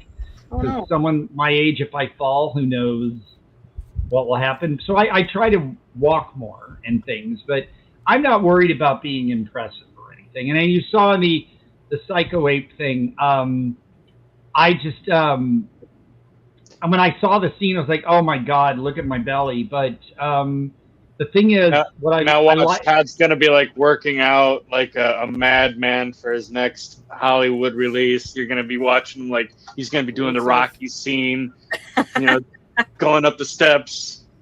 You doing gotta punch pay at the me top, good money. You gotta pay me some good money in cash to get me to do any kind of thing like that. Todd, if I lived there, we would go to the gym together. Well, I'd kind of like one hand and talk to you while you're. But what I like about that scene in Psycho 8 2 is, and I'm not going to spoil it because those who haven't seen it, I want you to be surprised. But I like the surprise of that scene because when I feed him cheesecake, you think, well, where's this going to go? And then you're sitting there going, what the fuck? And that's what I liked about that British podcaster who said it was so random. It's just out of nowhere, this happens. Mm-hmm. And even though it's only like, what? The whole scene is 15, 20 seconds. But that scene was the guy's favorite scene in the entire movie. Plus, it's on a T-shirt, everybody. You can get Sirloin and Dr. Zoomis, and it says Cheesecake Man Cheesecake on a T-shirt. It's me, like Nintendo style, in my outfit with the leather strap and Bill's red butt. It's amazing. So You should get a cut of that. But if you go to teepublic.com, teepublic.com, if you type in Sirloin and Dr. Zoomis, you might get it, you might not. So you have to either type in, I don't know if it's without your head, one word or separate, but you really have to look for it. And it's not like you'll just get it right away. They make it kind of hard. The Hippie Dick shirt, there's like a filter on that one. So if you go to the site and type it in, you may not get it. And you have to like click on something to, they don't make it easy. Todd deserves a cut. Todd deserves a cut. I know. Well, it was Hippie Dick for at least 2.5 years was the best-selling. Todd deserves a cut. Yeah. Todd deserves a cut. Thank you. You do. I thought just to surprise me, 2 customers came into work wearing the Hippie Dick shirt. What? Yeah. Wow. And I know a couple of coworkers who bought the shirt. They love the shirt. And they go to the gym wearing it. Mm-hmm. And they would get people looking at their shirts. What is that? I know one of the coworkers had a little Hippie Dick pin on her lanyard. Really? I mean, because it was there were 2 size pins, Yeah. but she had the small one. So unless you really went up there and looked at it, you didn't know from a distance. That's amazing. But she got Todd away with that. deserves a cut. Yeah. You do. Oh, well. If it was $1, every sale 50 cents. Oh, I know. Here's the line. Let me get my comb. You ready? I want my $2. Oh, yeah. That's a great One of scene. my favorite movies. I want my $2. Mm-hmm. Todd Jaeger, Rocky IV training montage. Hearts on fire. Yep. You need to do that now, Todd. If someone wants me to film that, I will, but I'm not going to work out for it. I'll just go through the montage. You can eat cheesecake at the top of the steps too.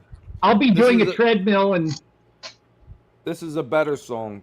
Okay. For Todd to work out to. All right. Oh, this is the song when you back in the day and you could. When I start making love, I don't just make love. I be stroking. That's what I be doing. I be stroking. I stroke it to the east and I stroke it to the west. Back in the Essex debating. I love the best. Email exploitation. I remember when this came out.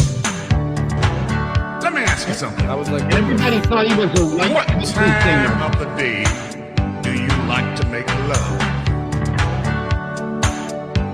Have you ever made love just before breakfast? Have you ever made love while you watch the Late Late Show? Well, let me ask you this. Have you ever made love on a couch? You know. Well, let me ask you this. Have you ever made love on the back seat of a car? I remember one time I made love on the back seat of a car, and the police came and shined his light on me, and I said, I'm stroking. That's I'm doing. I be stroking. I stroke it to the east, and I stroke it to the west, and I stroke it to the woman that I love the best. I be stroking. You know what gets me is a song like that. People didn't think much of it. A lot of people I know thought it was a I white couldn't country believe it. singer. I was like, what the? Yeah, There but was here's the being thing. more claymation in it, and the claymation was a real. Yeah, they needed more claymation. And the thing was funny is that it's a song like that that also gets me like a song like Relax by Frankie Goes to Hollywood. Relax, don't do it. When you want to suck it, do it. When you want to come. And that was on the radio. Yeah, that was even more surprising. And then, well, people thought they were saying sock it to it, not suck Yeah. it to it. Sock But it to it. the other one that I loved when disco was huge was In the Bush by Musique. That's a great song. Push, push, in the bush. You know I like to go push, push, in the bush. Although young people might not understand it because they don't know what a bush is. But The new generation. Sadly. yeah, but I remember that. I was giggling hearing Casey. New generation. And now at number 8, In the Bush by Musique. It's just like, oh my God, Casey.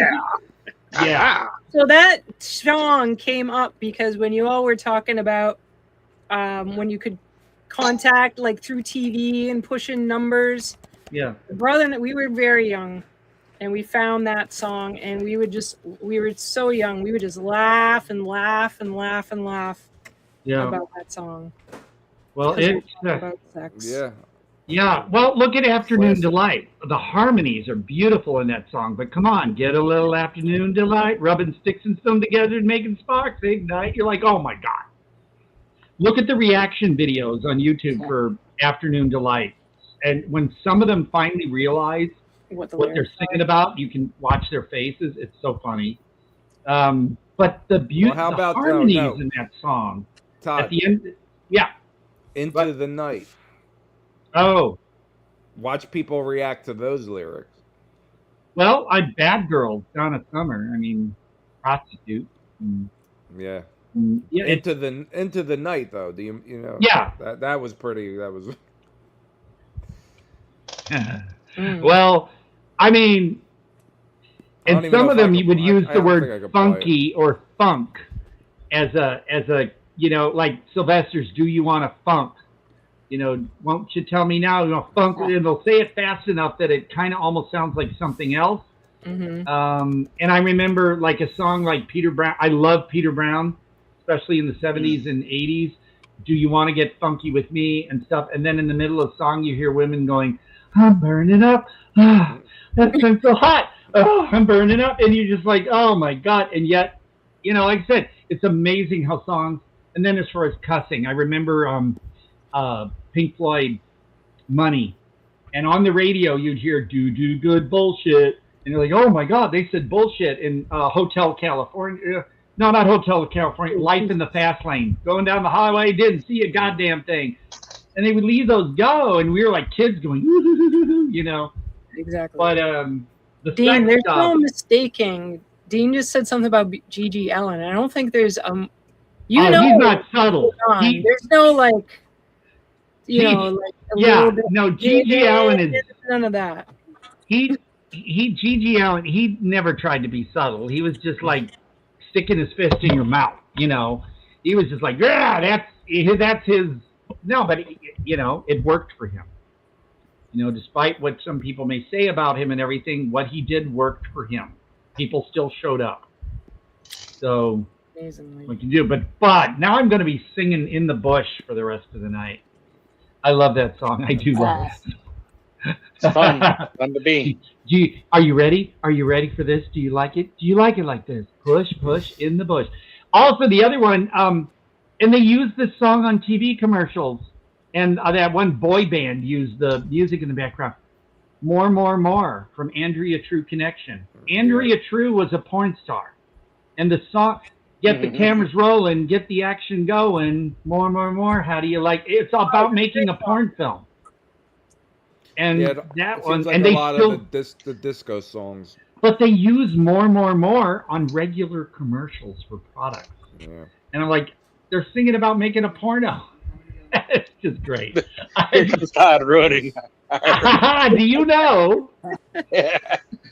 In the bush. Oh my God! And it's like even the Village People stuff, you know, because they're singing about Fire Island and YMCA and all that, and they're talking about places men cruise for sex, and Sisters of Mercy is more classic. Okay, It's true. yeah. It's true. Oh God! Now I'm gonna have Lucretia, my reflection, stuck in my head. Thank you. Hell yeah. Which is funny because the album version of Lucretia, or is it This Corrosion, is longer than the 12-inch. The 12-inch is just an edit. Really? But yeah. I do think that This Corrosion has a very, very, very, very, very long one. Yeah, because the album is like 11 minutes or something, and the 12-inch is like 7 or 8. So it's just like Sheila E. What's that song she did? The Glamorous Life, you know, Without Love. That song? Yeah. The album cut of that song is like 12, 13 minutes or something, but the 12-inch was an edit and is about 9 or 8 or 9 minutes. So usually when you think of the 12-inch mix being longer, sometimes they're not. Marilyn Manson. Well, I've never been a Marilyn Manson guy. I don't like the drug, but the although drugs you do like me. You do need to see the guy who directed Rubber, and didn't we talk about the movie about the house where Incredible but True or something like that? Marilyn Manson, that guy Dupuis, who directed Rubber, did a movie called Wrong Cops. In it, even though he's a full adult, Marilyn Manson played a teenager. Interesting. He's I think my friend group we listened to like the first 2 albums of Manson and wait a minute, got moved on. Oh, I was freaking out. My clock, when I tried to put the minutes, I accidentally changed the hour, so I was looking at 3:12, and I'm like, what? They're on their way. I should get out. But it's actually 2:12, so freaked out there a little bit. But no, I've never been much of a Marilyn Manson guy. I'm not dissing him or anything. If you like him, he's not a good person. Well, I've heard those things. No, he isn't. Yeah. What shocks me are I still see people with Kanye shirts or saying they listen to Kanye. I'm like, seriously? You still? One person. He's insane. Like, I don't think that's okay. The man is insane. Marilyn Manson isn't insane. He's a not good person. And a white person. He's fucking nuts. He's got a white person said this to me when I said, "Oh my God, you listen to Kanye?" He was like talking about Hitler and shit. And the person said, "I kid you not, oh, he dropped some fat beats."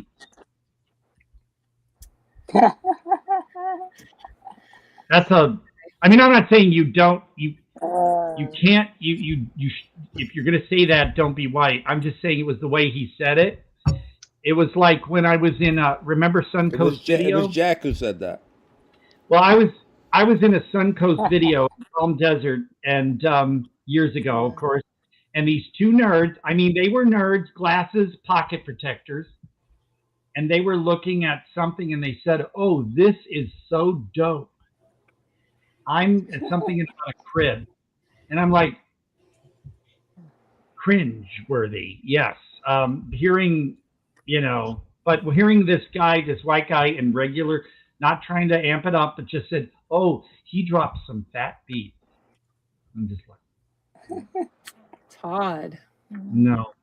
Judgy Todd. I'm being judgy on that one. Because the guy was an idiot. He was saying how he liked Kanye still after every, Kanye did. It's like, separate the artist from the artist. Yeah, I was just about to say that's not. No, in some cases you just can't.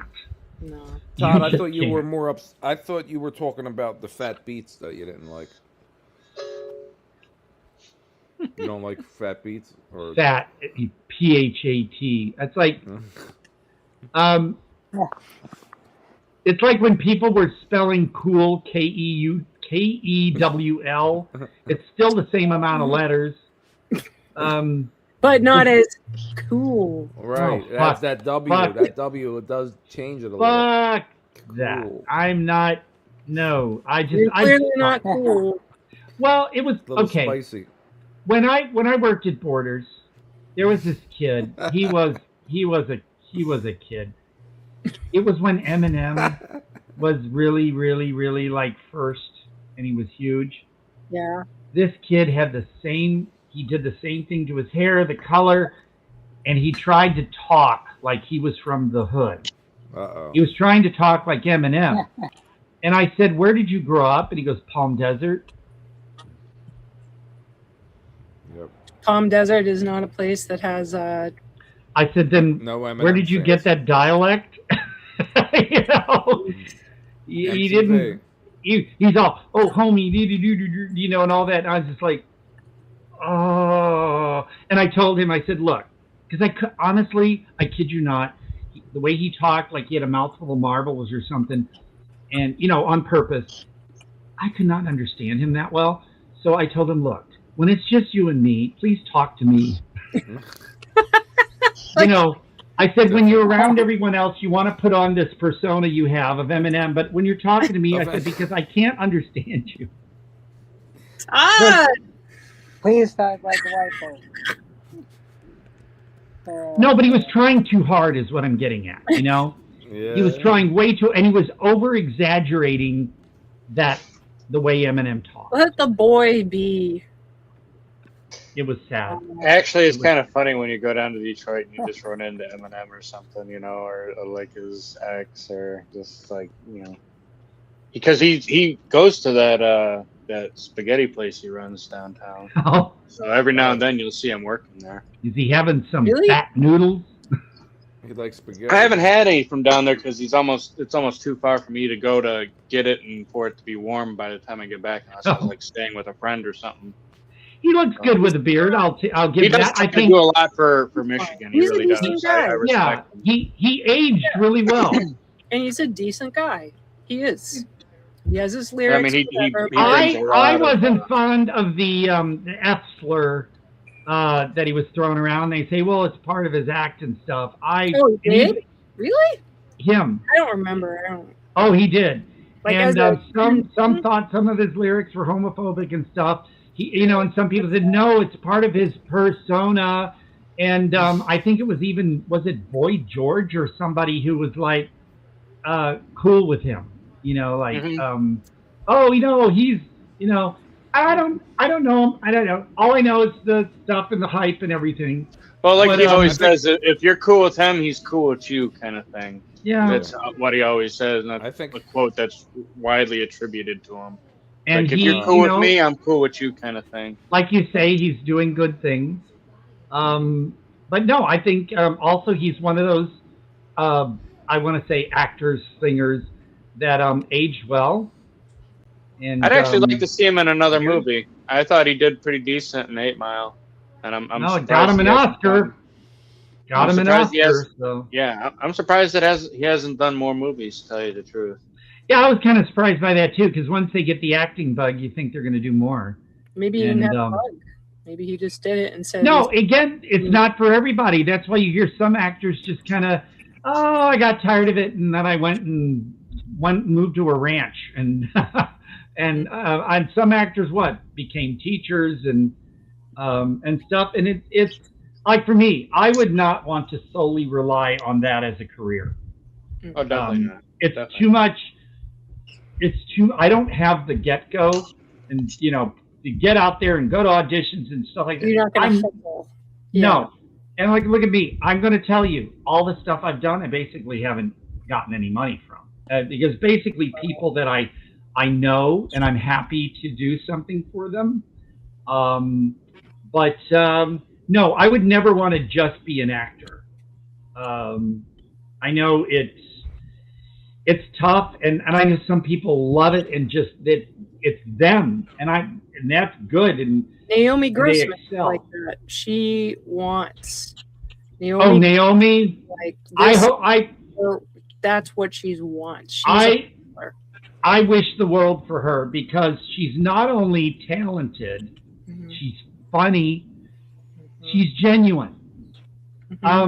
Like she we had fun hanging out. I couldn't believe it. I was hanging out with Naomi Grossman, and we're laughing and everything. And she and Alok Mishra were thanking me so much for. And I didn't think I did anything really, but tell people, hand out cards. I did. And I was like, yeah, you know. But that's a lot. She kind of, I saw her mention on another podcast that Todd, I think the reason we had, a big turnout is she went to all the bars in Palm Springs. She was on Arenas, which is like all the gay bars and stuff. Yeah. And she was handing out, and there were people like, oh, Naomi, I love you. So I think that had a lot to do with it. I mean, how much I had to do with it, I don't know, but she really credited me. And Alok kept thanking me that night. He was like, oh, Todd, thank you so much. You did. And I was just like, he needs to come back. Haven't seen him in a little bit. Yeah, he's a hoot too. They are, what a couple, right? Yeah. They are so much fun. I don't know if they're a couple. They hang out. Yeah, I don't think they're a couple. Well, when I mean, yeah, they're always hanging out. They were at Cannes together and everything. Yeah, and but well, there are times when men and women can be around each other. Oh yeah, I know, but I've heard them refer to themselves as, well, my guy, my gal, and that could be friends. But I'm just saying, together they're lovely. They're lovely. They're a force, and the fact that. I wasn't like, oh, I'm hanging out with Naomi Grossman and stuff. It was just like I was accepted, and it just made me feel really cool that I was with these people and stuff. So celebrities can be real people too, as they say. So normal people can be total dicks. So it's like just. Oh. Well, in my biz, where I work and stuff, trust me, I'm surprised I haven't taken a chunk off my lower lip, and I have a permanent gouge in my mouth because some of the things people say to me. I think the best one, and I think I've related this before, was when this guy, it was when I was helping clean auditoriums, and I remember it was Theater 1. And this movie was ending, and we were told, remember when movies used to have the rating would appear on the screen after the movie's entirely done? Mm-hmm. So we were told, don't start doing anything until you see the rating. And if people are then still in the auditorium, you can start because that's the rating and you got to get going. So me and this gal waited until the rating came up on the screen. We were standing off to the side around the corner in the entrance aisle so no one would see us there. And I did see this head pop up and look over and then go back down on the floor level. And then the rating comes up. So we go in there and start to clean. This guy, the one whose head popped up, gets up, old, like in his 60s or 70, and he points a finger at us and says, you are not supposed to be in here. Mm-hmm. And we're like, he says, I paid for my ticket to see every last frame without you interfering. And I was like, sir, the rating came up on the screen. We are allowed to start cleaning once the rating comes up. And I said, speak with the manager if you must. And he's like, rah, rah, rah, rah, rah. So he goes out of the auditorium and heads to the bathroom. So I go over to box, and I saw this one manager, and she's so cool. I said, okay, this guy, and I said what happened. And she goes, oh, okay. And just as I was finishing, here comes the guy storming across the lobby, goes up to her and goes, how hard is it for you to control your minimum wage employees? Uh-oh. There were customers there, and even they were like, what? They were like appalled at what he said. And she goes, sir, the film was over and the rating appeared on the screen. They were allowed to start cleaning. And because he apparently was like, I don't know if he was part of SAG and all that. He, and so he came to these movies, but he walked out. And then I remember when I talked to her a long time later about it, she said, I haven't seen him. I guess he's dead. Whoa. Todd, you're not a suspect or anything, are you? Has there ever been a movie where a killer choked people to death with their beard? What? A movie where a killer chokes people to death with their beard. Good idea. Somebody might have done it in a movie, but I don't recall anything. And I did have a customer say last night that my beard was magnificent, and I'm thinking, I don't know. I mean, Was that long enough? Yeah, could you kill somebody? It's not like dense, but I get compliments every shift. I get a lot of compliments on the glasses. I like your glasses. I really like your glasses. But the beard. Exactly. But the beard, I get a lot of compliments on the beard. And go around the neck. Yeah. Well, when I'm briskly walking across the floor, my beard does this, and the wind will do that, or up in the face. But no, I should be grateful for what I have. Jack will work on that. Jack, I love it whenever some guys come up to me and go, I just can't grow a beard. It just won't get it up. And they know I'm joking after I say it, but I go, well, some of us have it, some of you don't.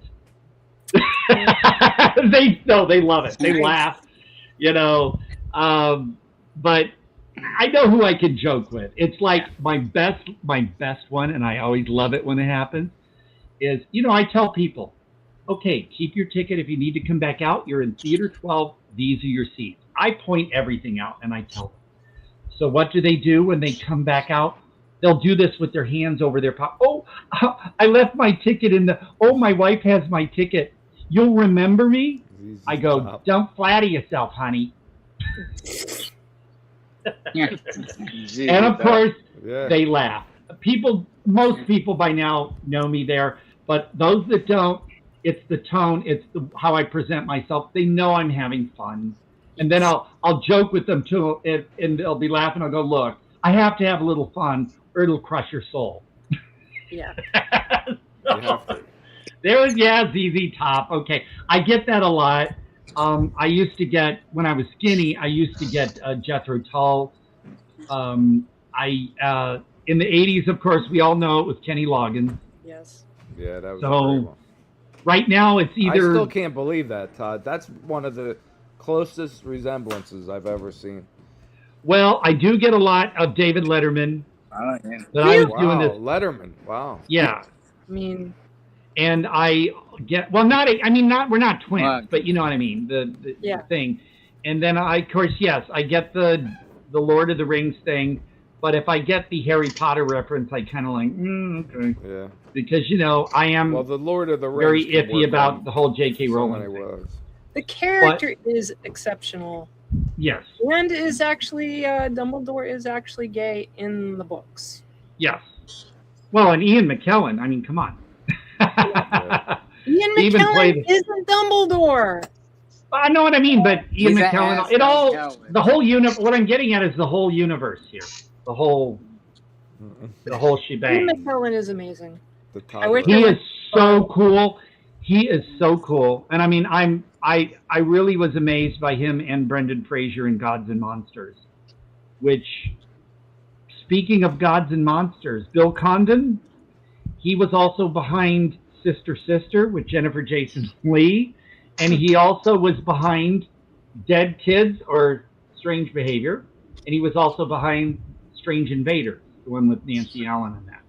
So Bill Condon, big Oscar guy. It's fun how he dabbled in all the genres. Yeah. And I really admire that when a filmmaker, especially when they're not ashamed to say, oh yeah, my first film. Because I think Holly Hunter doesn't really talk much about The Burning. Unfortunately. Some actors leave. Imagine someone being such a Karen at an effing theater. I salute you. Thank you, Dean. Yeah, look, every shift I work, even if it's a slower night. Like last night was great.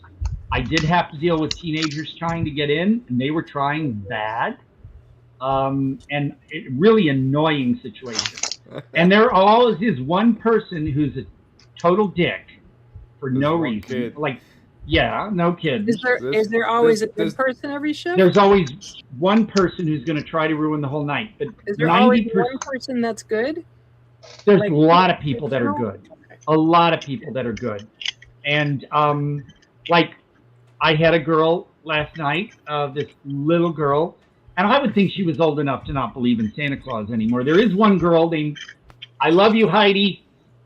She's left gifts for me, like little bracelets and stuff. So I've like given her gifts, or I've said, you know what, go pick out a candy. You know, some guy, I want to be Santa to her. So, but this other girl last night, she's like, hi, Santa. And I thought at first, I didn't remember her, but then I realized, because the woman said, oh, yeah, she had her picture taken with you when you were Santa. And I'm like, oh, yeah. And she just comes up to me and just hugs me around the legs. And it was just, it's such an amazing feeling when people do appreciate you. And I don't even ask for it. Love even a killing bread run from Apt Pupil. Yeah, that's one that people. Yeah, that's a good one. That's a really good one. I read the book, of course. Yes. I read the book too. I read the book and I've seen the movie. Yeah. But yeah, that's one that people tend to forget about. But in general, people, and I'm not trying to do this, okay? But I get a lot of people come in and go, oh, you're here.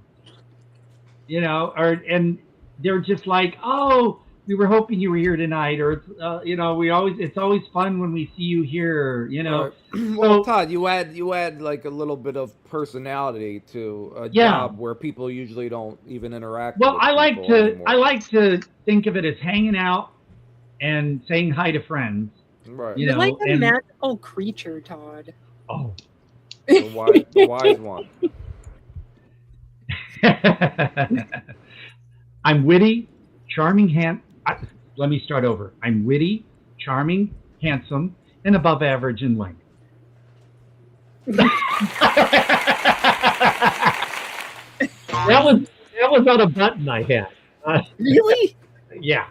But I love throwing that in. Then people are silent for a moment, then they go, what?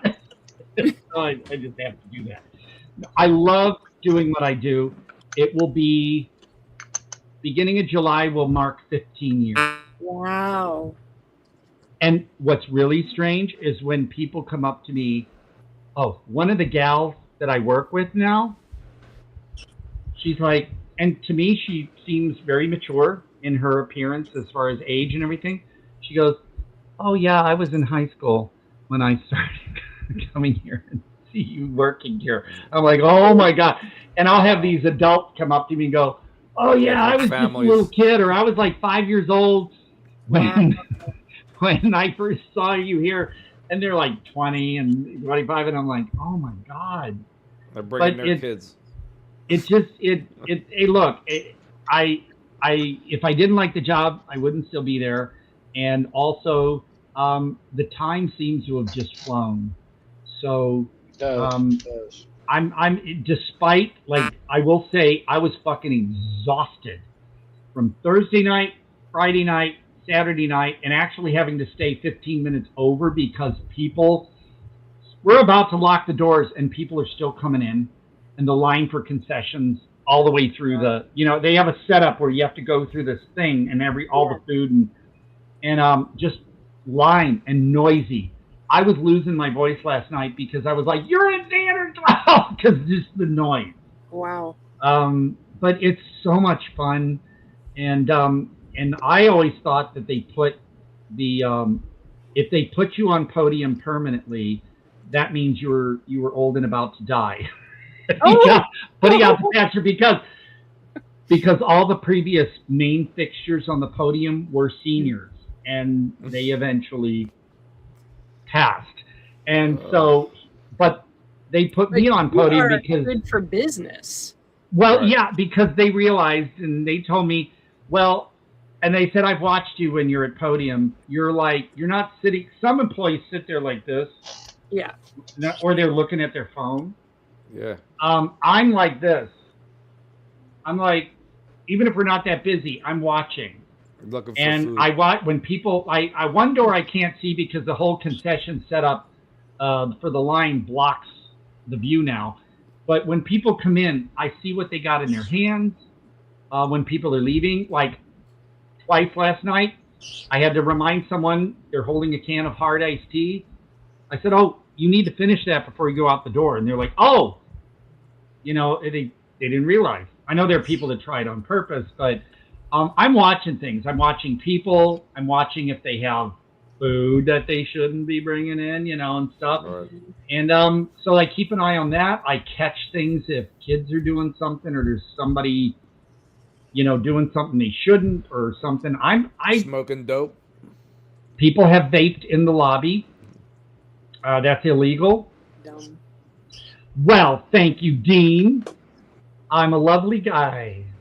I like to say loverly. But Awesome. oh, thank you. And Annabelle, of course, too. And Jack and Chris and Jay, you're all right. So I've known Dean for a long time. the kids are all right. But no, it's just I love doing that. It's great. It's a walk from where I live. It's like I've been very fortunate that things have kind of fallen into place. I mean, I'm broke as fuck, yeah, and yes, I do buy movies, so sue me. Awesome. But Everyone has their hobbies. it's going to take me at least another 2 years before I'm in the clear and can start relaxing a little bit. Actually, a year and a half. But in the Speaking of that, meantime, guys, I'm gonna be cut short a little bit. My neck's and back's bothering me. I mean, it's been a while. your neck, your back. What about your crack? No, not that's right. that yet. So Okay. I'll check that out. you guys take it easy, all right? Thank All you, right, Jay. Jay-Bird. Thank you so much. Much love from Detroit. Thank you, and glad you like My Little Eye. I'm really happy when I bring up some movie I think nobody's really watched, and it turns out people love it. Speaking Yes, of, Annabelle. what do you have for movie possibilities for this week? Well, I mentioned Feed.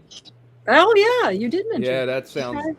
That's That hard to one turn- is that's hard to turn down. In Annabelle, I have the soundtrack CD. It's hard. You can find it as a download, but when I got the CD, I had to have someone send it to me from Australia because you just couldn't find it on eBay. They're all covers. Most of them are covers of older songs like Itsy Bitsy Teeny Weeny, Yellow Polka and stuff, and the song Cherish. But they're very. I Touch Myself is covered on it. Yeah. I'm sending They all you. covered by the same No, person? different artists. Interesting. Like, I don't know if you ever saw my video called I Love Life. I love life. You love life. You all love life. Shake it up. Tune it. You know, that song I did a music video for, but watch out, there's nudity. Somebody on the Vinegar Syndrome group sent me a video he shot of his TV of the credits rolling, and that song was playing. He goes, "Oh my God, that's where the song was from." Because he saw my music video and everyone thought the song was so fucking catchy. And then here it was in the end credits of Feed. So when I send you your care package, it's the Psycho Ape cards. I'm going to send you some Imaginarium. I'm going to send you some Paula Cole.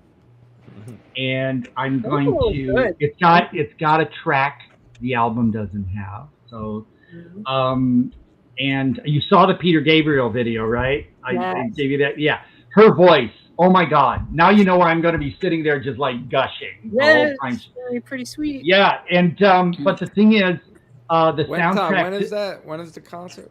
The concert is in October. And I'm going to, and I got to remember my Ticketmaster password. I've never used Ticketmaster before. My password is very easy for me to remember. So, but I hate that I'm going to have to go there. They won't accept a printout or anything. Oh, it's pitiful. Because your barcode has this blue line moving back and forth like a video game over the barcode. So they need to see that. So I'm hoping my phone will work. But I get there. Totally get that. It's but I will also send you Feed the music if you want, because it's just a great soundtrack. And but the movie, yes, if you watch the trailer, it might give away. I don't usually like to watch a trailer. But we're talking about Feed from 2000. Yes, early 2000s. It's Australian. I have mentioned it's basically about a guy feeding this woman on the dark web. And this at the time, I don't know about now, but at the time, it was the world's largest prosthetic body thing for a movie ever made. Wow. It's a very disturbing movie. It can be very uncomfortable, but oh my God, when I was working at Borders, and I remember it was, I think the label was Danger After Dark that released it, and it was on the shelf, and I was like, oh, what's this? And that was what I loved working about Borders, because I would walk around when I wasn't at register, which, by the way, after a while they kept me on register because same thing, they liked me dealing with the customers. But when I was walking around on the floor, I was looking at stuff, and that's how I discovered a lot of things. And Feed was there on the shelf, and I bought it, and then I was just telling everybody. What year did it come out? Do you know off the top of your head? I'm going to do a quick IMDb, so that's why I'm kissing the camera. Oh, that wasn't for us? Oh, well, okay. No. Oh, it's also that was not expected. Feed is 2005. Okay. Patrick Thompson is Jack Thompson's real life son, and they're both in the movie. Patrick Thompson plays a cyber detective, and looking for cyber crimes and stuff, and he has to travel to, I think, the United States because they find out where the location of this thing is happening. And Jack Thompson, who plays like his superior in the force or something, is his real life father. So I thought that was interesting that the both of them, and the DVD is great. Actually, Unearthed Films, by the way, did put it out on Blu-ray. And there's what else did Unearthed Films put out? Because I know that name. Unearthed Films put out Serbian film, The Abandoned. They're putting out. I'm excited, although it's freaking $29 plus shipping on Diabolic TV for a pre-order. Legion of the Dead. That movie, when it was released years ago on a cheap DVD, it was a heavily cut version. And for the first time, we're getting the full uncut. Legion of the Dead is silly, but it's fun. It's gory. Look that one up. It's great. And Unearthed Films is releasing that one within a couple weeks or something. But Unearthed Films had also released, I think, a couple of Demiziano's films in the past. Oh, what do we got? Are you going to show Feed? Is that what you're going to show? So I don't know, Annabelle. I'm going to hurt my eyes. Oh wait, yeah, it is. That's right. Oh, you Annabelle can just said she didn't want to see the trailer. Annabelle, you can close your eyes if you want to run it. All right. No, we don't want you to blur your eyes, Annabelle. Save. Well, I mean, Annabelle, if you want to run the trailer, Chris, that'll get viewers interested to watch it. I'm totally fine with that. Feed is also, I just looked it up, free on Plex, on Prime, and on Netflix. Not a Tubi for Feed right now. Okay. Well, I know, but Chris, if you want to run the trailer, I mean, Annabelle doesn't have to look at the screen or. Yeah, I can step away. I mean, you can hear the audio. That's not going to ruin it for you. Yeah. So I'd say go ahead and run it if you want, Chris. I mean, because how are we going to get more viewers to actually watch it? Just by my say so, All right. I love you. All right, but you better hold your ears too. No, you can hear. Come home. I'm so hungry. I love you, baby. You're my jelly baby. Look at me. I'm hungry. What this is all really about is your need to prove yourself. I don't think you fully comprehend what I'm doing here. They're betting on when they're gonna die.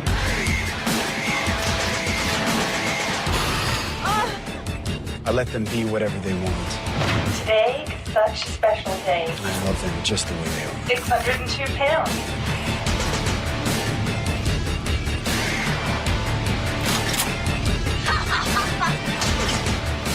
Is it a crime to feed someone? Nourishing a woman, honoring her, caring for her. That is what it means to love a woman. Consumption is evolution. So Also on the soundtrack are dialogue snippets in between some of the songs. So you will hear him talking about women's images and stuff like that. And you're thinking, wow, he's making a point, but also what he's doing in the movie is like, so it's a lot of commentary on things, but also at the same time, what I don't want to say being ironic, but I don't want to say negating each other, but they did kind of play with you by saying something important and then doing something bad, and it's just, you're kind of like, wow, he's making a point, but oh my god. So the movie messes with your head quite a bit. And you saw the image of the woman. That was at the time the world's largest prosthetic body suit for a film at the time. It's just a really cool movie. So 28 artists until 28 inches later came along. Well, no, I still have not seen Bone Temple because honestly, it's not on any streaming that I have that I can watch it on. And every fucking time I go to Walmart, there's like the DVD, but the Blu-ray and 4K slots are empty because people have been snatching it up every time they stock it. And so I can't afford to like just throw a card and order it. Yeah. So I'm waiting to get it. I do want it on disc, but I was hesitant to see the film anyway at first because I had heard, oh, well, they put clothes on the guy. But it turns out that's only at one point in the film. And apparently he is, from when I did a theater check, there he was, walking around swanging. Remember that country song? Swanging. But wait, did they really tried to put shorts on him or something? In one scene, he's got like a loincloth thing or something. Oh, but they didn't do that after, like people. No, they did it later in the movie. So that's what I'm told, because I have not seen the entire film, just bits of it. Speed looks gritty. It's going to be unnerving. Yes, Dean, the whole film is that way. Cool. It looks very unnerving. But if you can sit through that, it's very rewarding. Some might see the ending. Is it in the ending kind of anticlimactic? I don't know. But how, unless you yourself can come up with an idea for how it should have gone, you really can't say, well, that's stupid. Okay, well, then what should they have done? Well, I don't know, but that's stupid, And Speed to me was just great on every level. And yes, lots of nudity. But, it's all knowing the story and the context and the what's going on and the internet thing, and it all just makes sense. And so I really enjoyed that when I first saw it, and when I heard the music, the reason I wanted the soundtrack was because of that song on the end credits. I Love Life. I forget who the two guys' names are, but 10 times better than what? It's what? 10 times better. 10 times better than what? Come up with another comment. I didn't know. Yeah. Okay, well, we're coming up on for me, 2:48. Yeah. So we're second movie to bookends. So if you all can find Feed, because I love an excuse to watch the movie again. And if there are any extras offered, watch them. I highly recommend getting the Unearthed Blu-ray of Feed. It's worth it. They're a little pricier on their items, but it's, get it how you can, because it's such an amazing film, and you'll be telling your friends. Also, like with a Serbian film, for example, you tell your friends if you either hate them or like them, because they're going to freak out. Speed would you say it's up there with Human Centipede as far as? I thought Human Centipede was more disturbing. of a novelty. Okay. Is it just as disturbing though? That would be a great pair. If you can get past the whole butt thing. Yeah, right. That would be. I think Feed, for what I would watch more often, would be Feed. I mean, I love Lawrence Harvey. He's always liking my posts and stuff. Lawrence is just an amazing person. I'm so happy he's working a lot with Laurie Brewster and Hex. but and he's in the one. But he's not as in the far first as one. which film I like more, I have to say Feed. Just like you like My Little Eye more than Kolobos, and I totally get it. I see Feed and see what you think. I think as far as rewatchability, because to me, Human Centipede, rewatching it is more of a novelty, whereas Feed is like, Urgh. Okay. So it's like more like Dean said, it's gritty, and it's just, oh man, you just I got into it so much when I first watched it. I don't know. Do you I'm gonna watch And then it. we'll come up with something secondary, I guess. Not Centipede. Yeah, we could do Human Do Centipede. you want? But here's the thing. You don't want to, Todd? No. I don't mind. Here's the thing. Are you talking about just Human Centipede, or I have in Steelbook on Blu-ray the branched version that incorporates all 3 films together? I mean, we could talk about the whole. I mean, you'd have to trilogy. be able to have access to that version, or watch all 3 separately, or do you just want to do Human Centipede? If it was going to be all 3, it should definitely be its own event. Sure. Yeah. Okay. So do you? I don't know, because. Do you want to do that, or do you want right. to pick Human Centipede itself as the secondary feature? It's up to you. I don't mind at all. I'm just happy you want to see Feed.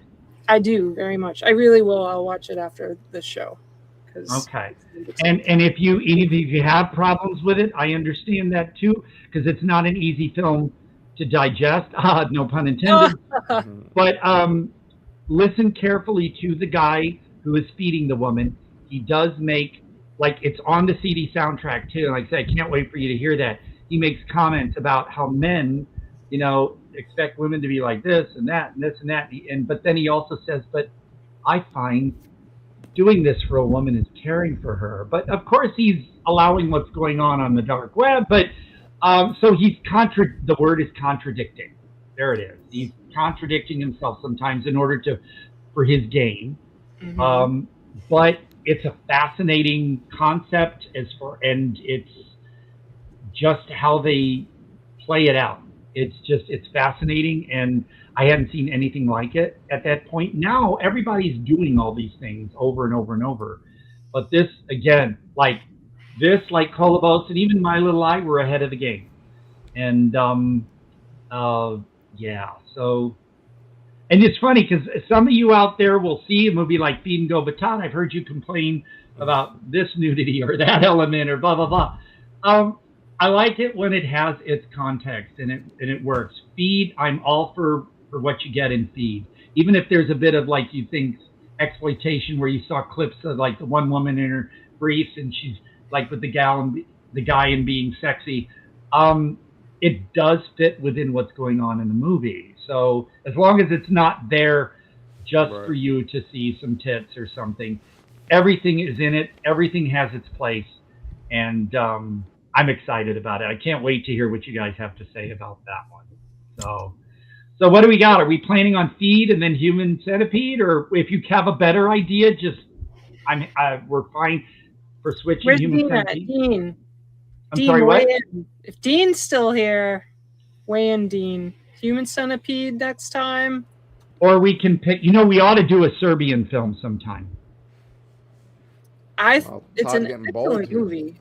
I think the movie is amazing. Excellent. One friend of mine, it's funny because he likes trashy dumpster movies is what I'll call them, and offensive movies, but he absolutely fucking hates Serbian film because of the child. Yeah, a lot. I mean, that's a lot of people feel that. I won't. Like, other than that, then I won't spoil it for people out there. But he and I said, but you never saw directly on camera things, like that. And he's like, oh, it's the idea. And I'm like, okay, I'll let him have his view. But and even again, this is more of an enticement to viewers. The birthing scene. Some people can't get past that, but I knew beforehand how it was really done. And if you watch, I can't wait to see a Serbian documentary. Unearthed is supposed to release. There's a pretty excellent interview that is very long. And at the very beginning, he says, I don't know why I'm doing this, because he never did an interview before. It's pretty good.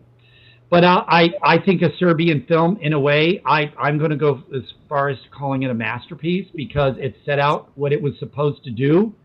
And if you understand that, things you see that you think you're seeing in there, I mean, if you watch especially, because the Unearthed and that, it has behind the scenes stuff.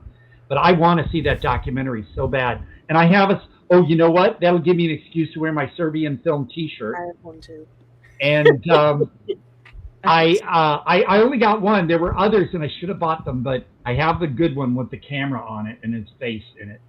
But yeah, I think that movie is amazing, and I was happy that Unearthed finally got it out because, well, I did before Unearthed, there was a full uncut DVD, and I still have that. It came attached. The jewel case. The clear jewel case came attached to a piece of cardboard. What a weird cover. Yeah, but I love that cover. that is a generic. That looks like, that is not a good cover. It's not. That at is all. so misleading. And look, it's a foreign. It's either from Canada or England because they have that little 18 thing there. I think that might be is from a Canada. terrible cover. That's a terrible cover. Yeah, that almost looks like a Martyrs with a child.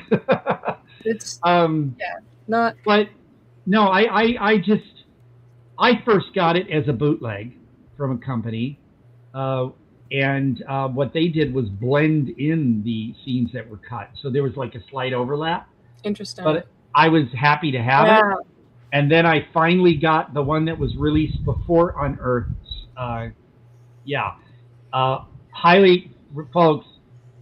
If you've never seen it, and you might hate me for recommending it, but I say it's worth a purchase.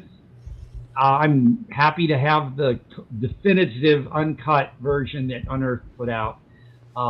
It's not a movie I'm going to watch like once a month. Yeah. But if friends say, hey, let's watch a Serbian film, or because someone says, I'm like, yeah, I'm all for it. I know exactly what's coming. I know everything in the film. But you watch details. I think about, now that I've seen the movie many times, I think about what was going into it, what the director was doing. It's very divided. Oh yeah, I don't think there's an in-between. If you can't do Human Centipede, you will not definitely be able to do Serbian film. There's different kinds of step above problems, but no, Serbian everybody film is so dark. It's unrelenting. It's bleak. Incredible. It's very bleak. Yes. It's not you're not going to get any giggles anytime in the film. You're not going to have any moment to go, oh, that's sweet. This movie is going to fuck you up. Yeah, and your soul and suck it out of your body. I mean, that's pure art. I mean, I got to say, like Domitiano's film, some may say, oh, he did that for the goriness and stuff. When you watch Domitiano's movies, they are beautifully shot. He puts a lot of thought into what he does, and it is art. He just was posting about a woman on TikTok in some other country. I don't know if it, the letters looked almost like Ukrainian or Russian or something, doing like Red Crocodile and all other films of his. She's like really, and a woman, because some people may think that, misogyny or something, but Domitiano, he puts a lot of this into what he does, and so I'm really happy with what he does. And his films, some people can't, like erotic, based on kind of like I forget the serial killer's name, not so much Dahmer, but a guy killing men and taking them home to his mansion and keeping their bodies in his bed and stuff, and the scenes are graphic, but it's not just to gross you out and shock you. If you really look deeper into what Domitiano and like what Slade Wilson did with Erotic 2, which I have to promote because my voice is in Erotic 2. But no, sometimes look past, like Terrifier. Some could call that art. I can't stand Terrifier because to me it's just gore showcases and there's a loose plot. The gore is incredibly well done. Yes. So can I say like the film is like some artistic statement? Personally, absolutely not. but the way they do the effects is Yeah, so but then a movie, the extreme films like Domitiano does, or anything from Dagon Films, you know, because John Devlin, by the way, and we're wrapping it up soon, but I just got the new batch from John Devlin. These are all Domitiano films. One I've never seen, but I will say The Last Days of Ricardo Lopez, I haven't seen. Damnation is actually La Perdición, and Hyde Secret Nightmare does have XXX hardcore footage in it, but it's like Jekyll and Hyde thing. And What Have You Done, Daniel? The one where I voiced Frank Pelagia. These are all, I guess he's going to have standard editions. These are limited editions of 50 copies each. I think he stopped orders on that one, but he's putting out standard editions of Fallacies and Analogies. The Divide with Michael Biehn, yes. Dean, I was at the midnight premiere in LA for The Divide. That's where I got the photo of me and Michael Biehn. It was at midnight, Q&A after. We didn't get home from LA until after 6 in the morning. It was worth it. I loved The Divide. Thank you, Dean. That's a movie we need to review. Go on the list. Don't have to do it next week, but definitely The Divide. Thank you, Dean. I have the score to Divide. The score is so cool. So definitely, guys, you got to do The Divide. But these, check dagonfilms.bigcartel.com because he's offering up standard editions of Fallacies and Analogies. My voice is in Fallacies, and I'm in the extras. But he's got other movies. He's offering some old films, one of which I hate, Invasion of the B-Girls. But he's offering a bundle of like $60 for these 5 old movies. You can get them separately. He's also got pre-orders still going up on Vorgor and 3 others. Limited to 50 on those, though, all of those. But check Dagon Films' website, John Devlin. I told him he needs to come back. There you go. That set, though, is gone. Okay, that's the old one. That's okay, though. I'm glad you put that up. The new image he has, you can put up next week, because I'm sure copies are still available. But Vorgor Toe Tags, the anthology about feet. Remember, there was Fallacies, Analogies, and now Toe Tag, which is about feet. Toe Tag. Well, I want John Devlin back on the show. He'll come back on. He's so fucking busy. So we'll get him back on. But yeah, check. God, the website's not there, but I think it's dagonfilms.bigcartel.com. Google it. Yeah, what's available, man? Because anything except for Invasion of the B-Girls. And that's another excuse for women to get naked and slather something all over another naked woman. It's just naked, naked, naked. But I know, Chris, you like that. Thank you, Dean. Yes. The Divide, yeah, like I said, we drove all the way up to Los Angeles to see the midnight show at the New Art. I remember. So cool. But there you go, the new gate. Check out John Devlin's Dagon Films website. A last-minute recommendation, definitely everybody, please, if you love Steve Buscemi, if you love Ned Beatty, John Glover, and especially Miriam Margolyes, Ed and His Dead Mother, you can get this on a Scorpion DVD, or this is the old Pathfinder. This is out of print. The Scorpion might be out of print. Check eBay. But this movie, They Might Be Giants did a song over the credits. Really? In the end, yeah. Happy people. It's That's exciting. That was, yeah. So Ed and His Dead Mother. And I gotta say, again, how does this happen? All these hours just fly by. It's. I know. I used to just be capping at 3. That's why I wish you guys were all, near me. We could just hang out at Denny's and just. Honestly, it would be really. Job for hours. But that was so much fun. I'm glad you guys liked Kolobos and My Little Lie. I know Kolobos was maybe the lesser, but I do like My Little Lie. Kolobos wasn't as made. It wasn't as good as the quality of a film, but it was fun. Right, It was fun. because they were very limited in their budget. These two Right. guys, they said, we did with what we could because we wanted this movie. We wanted to make this movie. So, but they had a lot of flair. You know, the geology. And I love that opening track, that opening song. Oh yeah. So, but I get it. I would say if we were to say, well, what are we? Let's of the two, which one let's watch again tomorrow? I'd say, well, My Little Eye. Yeah. Kolobos is a special place in my heart. I love it, but I can get that there are better. So it just was ahead of the game, so we have to give credit to that. And so I guess, folks, next week we're going to do Feed and Human Centipede, unless you guys find something you want more. Okay. I'm cool with that. And like I said, I don't want to dictate anything. I mean, although my name is on the show. Well, listen, right, and Dean stick does around. not love Human Centipede, so No, I'm kind of okay with Human Centipede. I saw it. I thought it was a novelty. And then I thought, and yes, I have it. Can you believe Target, Walmart carried it because it was on IFC? That's so fun. I guess they didn't know what was in it. But then Human Centipede 2, I think I bought that one on DVD as well, but then I got the Steelbook on Blu-ray with all 3 movies branched, or I guess you can watch them It is really separately. interesting. So Yeah. it's not just back to back. It's not like No, they kind of branch them so that I guess they interlock and instead of They just do one after the other. Or maybe they start so that there's like no credit thing and then they just That kind makes of sense. connect. I can see that. Right. But yeah, seek that one out if you're interested in Human Centipede. There is a branched version of it for all 3 films, so you're going to take a good afternoon to watch it or something. Well, But yeah, so I nice. guess I'm going to have to get some pants on because they haven't texted me yet. You But gotta be ready.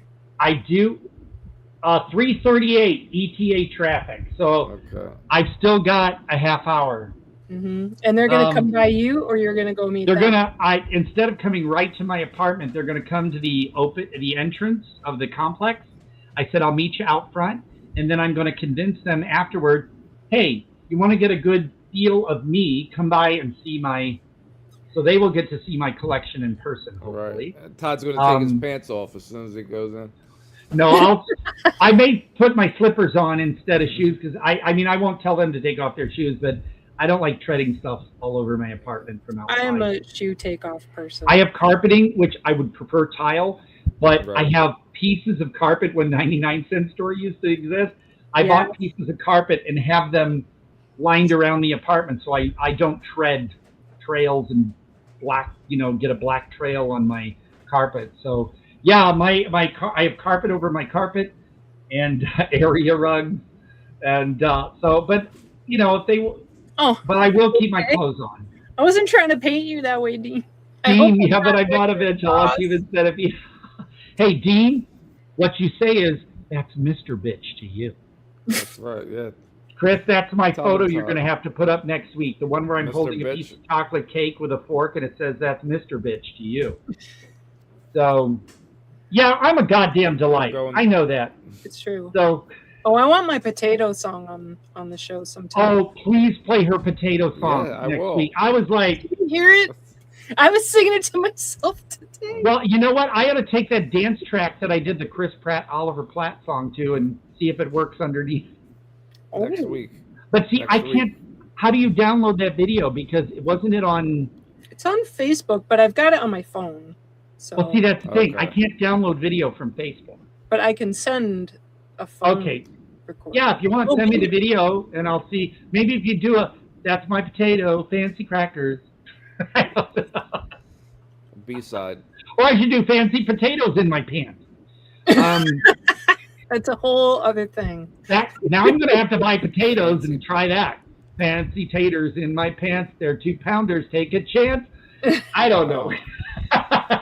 They get heavier. They get heavier as you get older. Well, that's another photo we need to show on the show next week. Don't you have my photo of me with my bag of taters? I'm sure I And they do. say Todd. 2-pounders? Mine are Between 2-pounders. I'm naked and holding a 2-pound bag in front of, so you don't see anything. But Yeah, that one and that's Mr. Bitch. I will send you both photos at some point. Wonderful. Exactly. And thank you guys. I'm just like, I was in such a good mood last night despite the pricks, because I knew that today I was doing the show. I was eager to hear what you guys had to say, and then I get to hang out with Ryan, and I'll probably get myself some beef fried rice because I'm not big on Chinese food, but beef fried rice will do, and then I'll find some other things. So, good deal. I'll be Mr. Bitch and adequate for the occasion to watch you. Yeah, So, folks, when people ask how you're doing, because of how shitty everything is out there these days, just go adequate to the occasion. I need to remember that because it's awesome. Well, I didn't make that up. I heard it on like a comedy, like a sitcom or something, and I thought I'm going to say that. So I don't take credit for that phrase, but I don't know anyone else who remembers it, or I don't even know where it came from. Yeah, and I say that, but what it is most people, when they say how you doing, they don't expect an answer. It's like rhetorical. And so I go adequate to the occasion. That's what I said to Goldie Hawn, and it caught her off guard, and she just laughed. And I said, I give something people to think about when they ask me how I'm doing.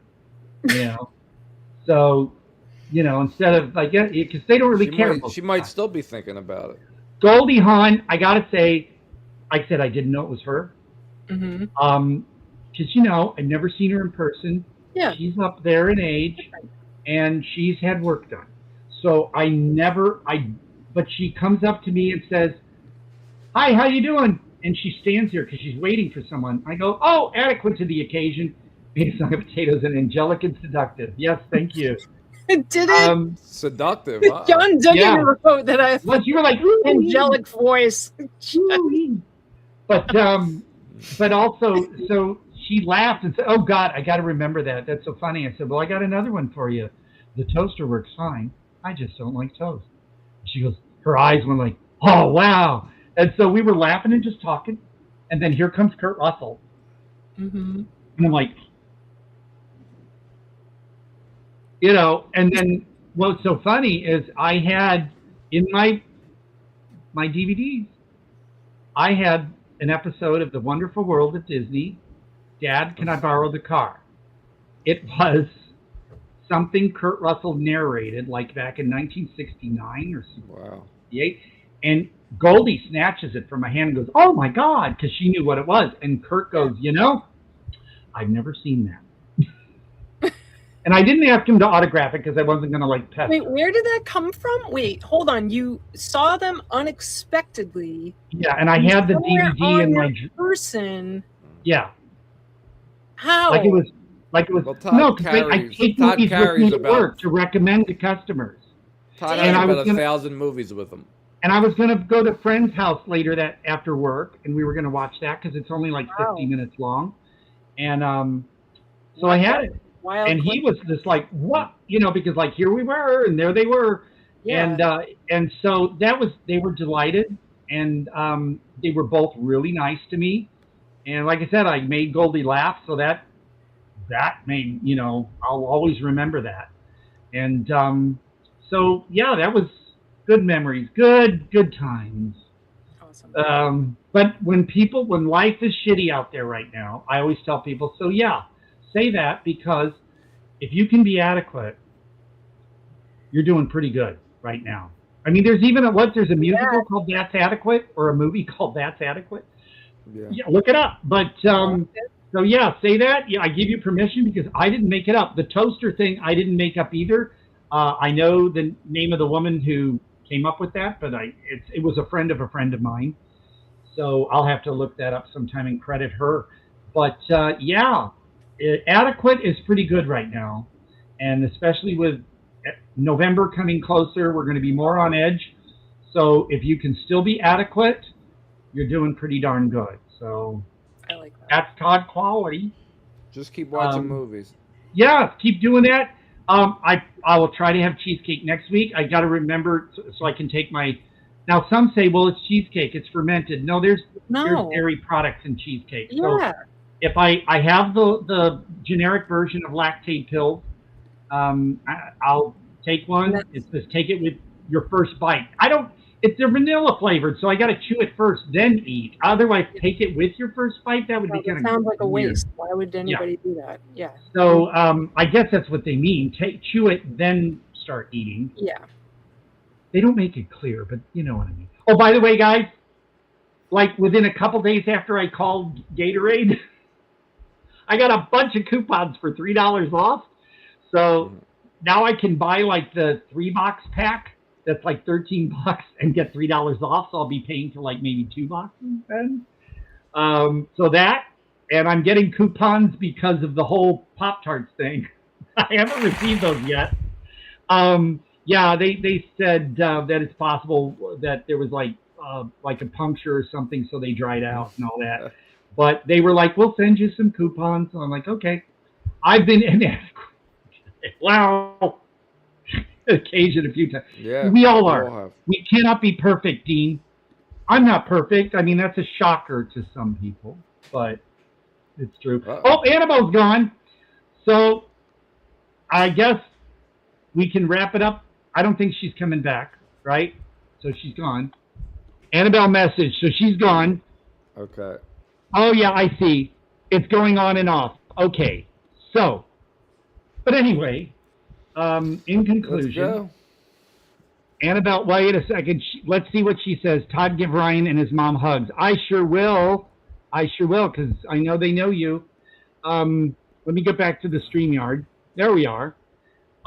Good times, man. Thanks to everybody who's stuck it through and comments. Thank you, Dean, and wait, all the others who might still be there. Thank you so much. I appreciate you taking your time out of the day to hang out. And so next week, we know for sure it's going to be Feed, possibly Human Centipede, unless one of them says, let's do something else. And yeah, tune in, turn on, and join the Todd Jaeger experience. So thank you, Chris. Thank you to Jack. I'm sorry I missed when he disappeared. It happens. It just happens sometimes. To Jay and to Annabelle, and thank you, everybody. And I guess Chris is going to surprise us with something. But yeah, put up another Flying Wizards next week. Either and listen, money. We're going to have a bonus review at the end of the show. Really? Okay. Yeah. Well, surprise us. And I guess I should say thank you, everybody, for Todd Jaeger Experience, Todd Quality Jaeger, Chris here. We're signing out. And start that music, monkey boy.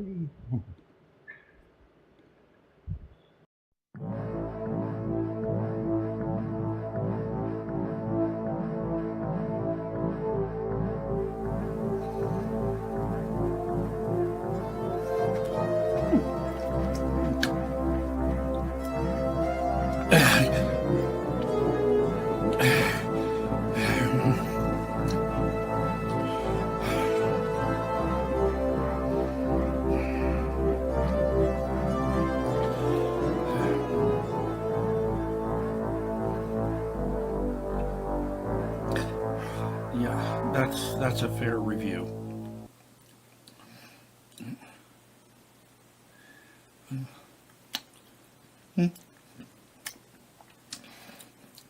Well, at least this is better than that.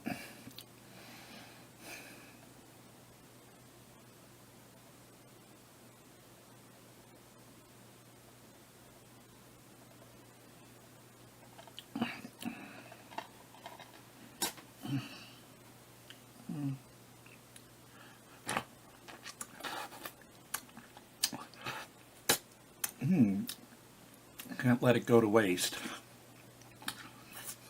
Oh, kids, if you must know, it's kefir, so I'm not really eating vomit. What kind of a sick fuck do you think I am? Well, I know, but still, come on.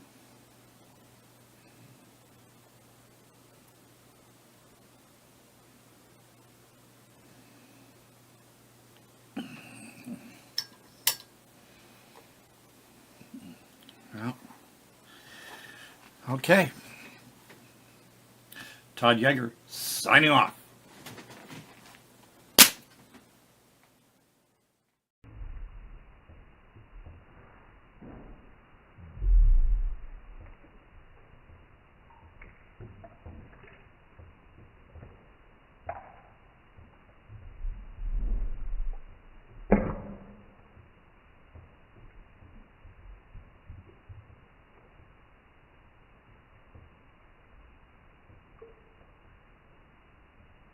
That's it.